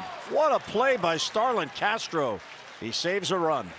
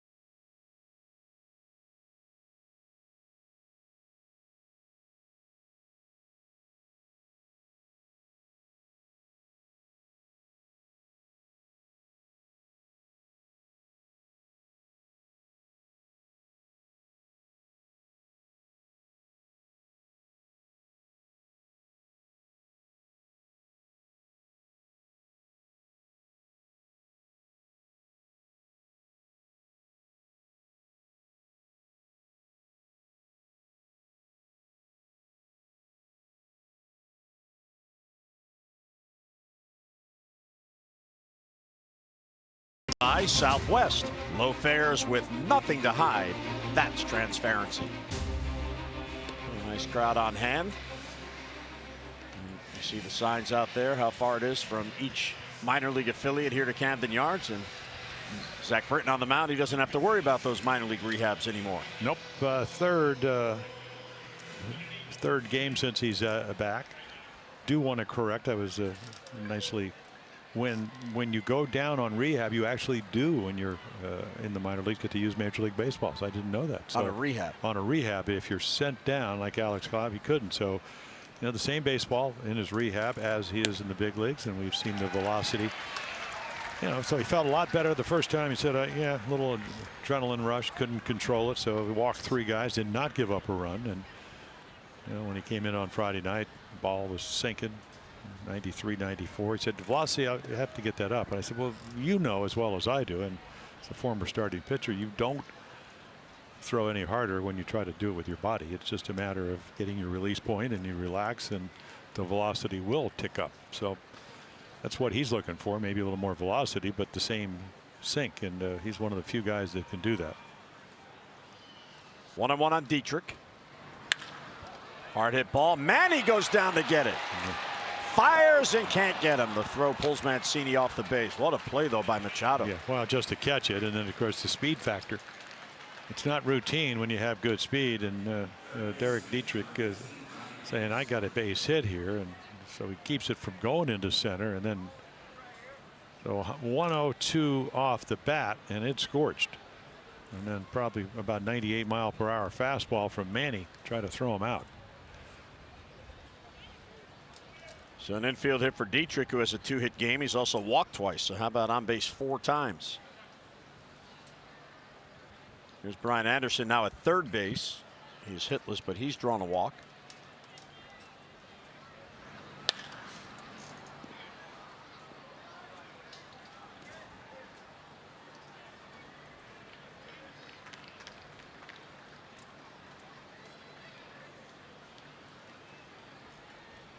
And Dietrich on at first. So Britton has yet to work back-to-back days.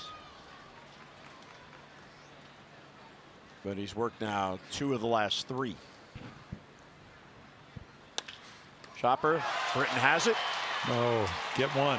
Yep, man, that's all they do. It's one of the hardest plays. You practice at all spring training, even though Zach missed all of spring training. He was thrown on the side, you know, playing catch with Brian Abel, the trainer. But you got to take your time. Now you want to run, see, but you're throwing uphill. So that little off balance just drops his arm a little bit. Ball sails, and right here with a 10-4 lead, you want to be able to at least get one out. I hope Manny didn't get hurt on that trying to reach the bag. I think you also know who's running. So a lot of times you separate your hands instead of taking that little crow hop, and then all of a sudden the throw goes off mark, and they were lucky to get one. Zach can't even throw the ball straight to the bases. Movement on everything.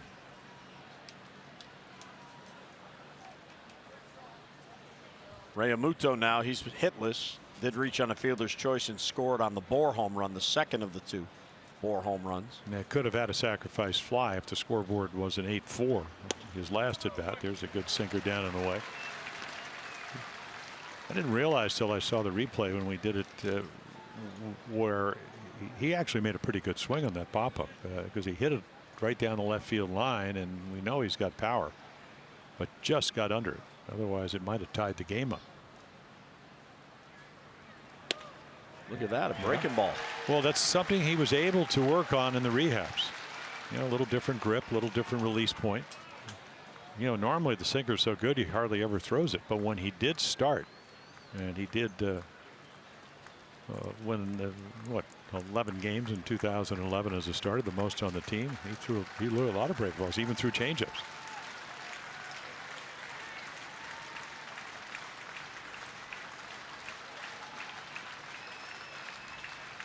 Well, 0-2 on Realmuto.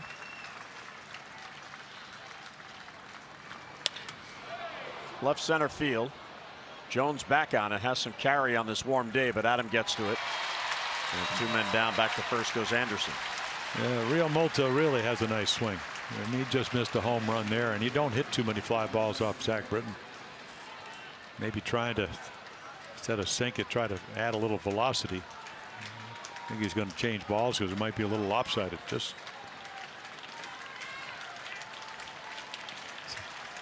so Justin Bohr, first 2 times up, solo home, or actually the second and third time solo home runs, or solo home run, the first home run, and then the 3-run. Then he gets to see Tanner Scott, who strikes him out with the bases loaded, and now he gets Zach Britton, another tough lefty. Bohr has all 4 RBIs for Miami with those 2 home runs. The fans want to win. Been a while. Bouncer, there's Peterson, waits on it and fires across. Mancini with the scoop, and the ball game is over.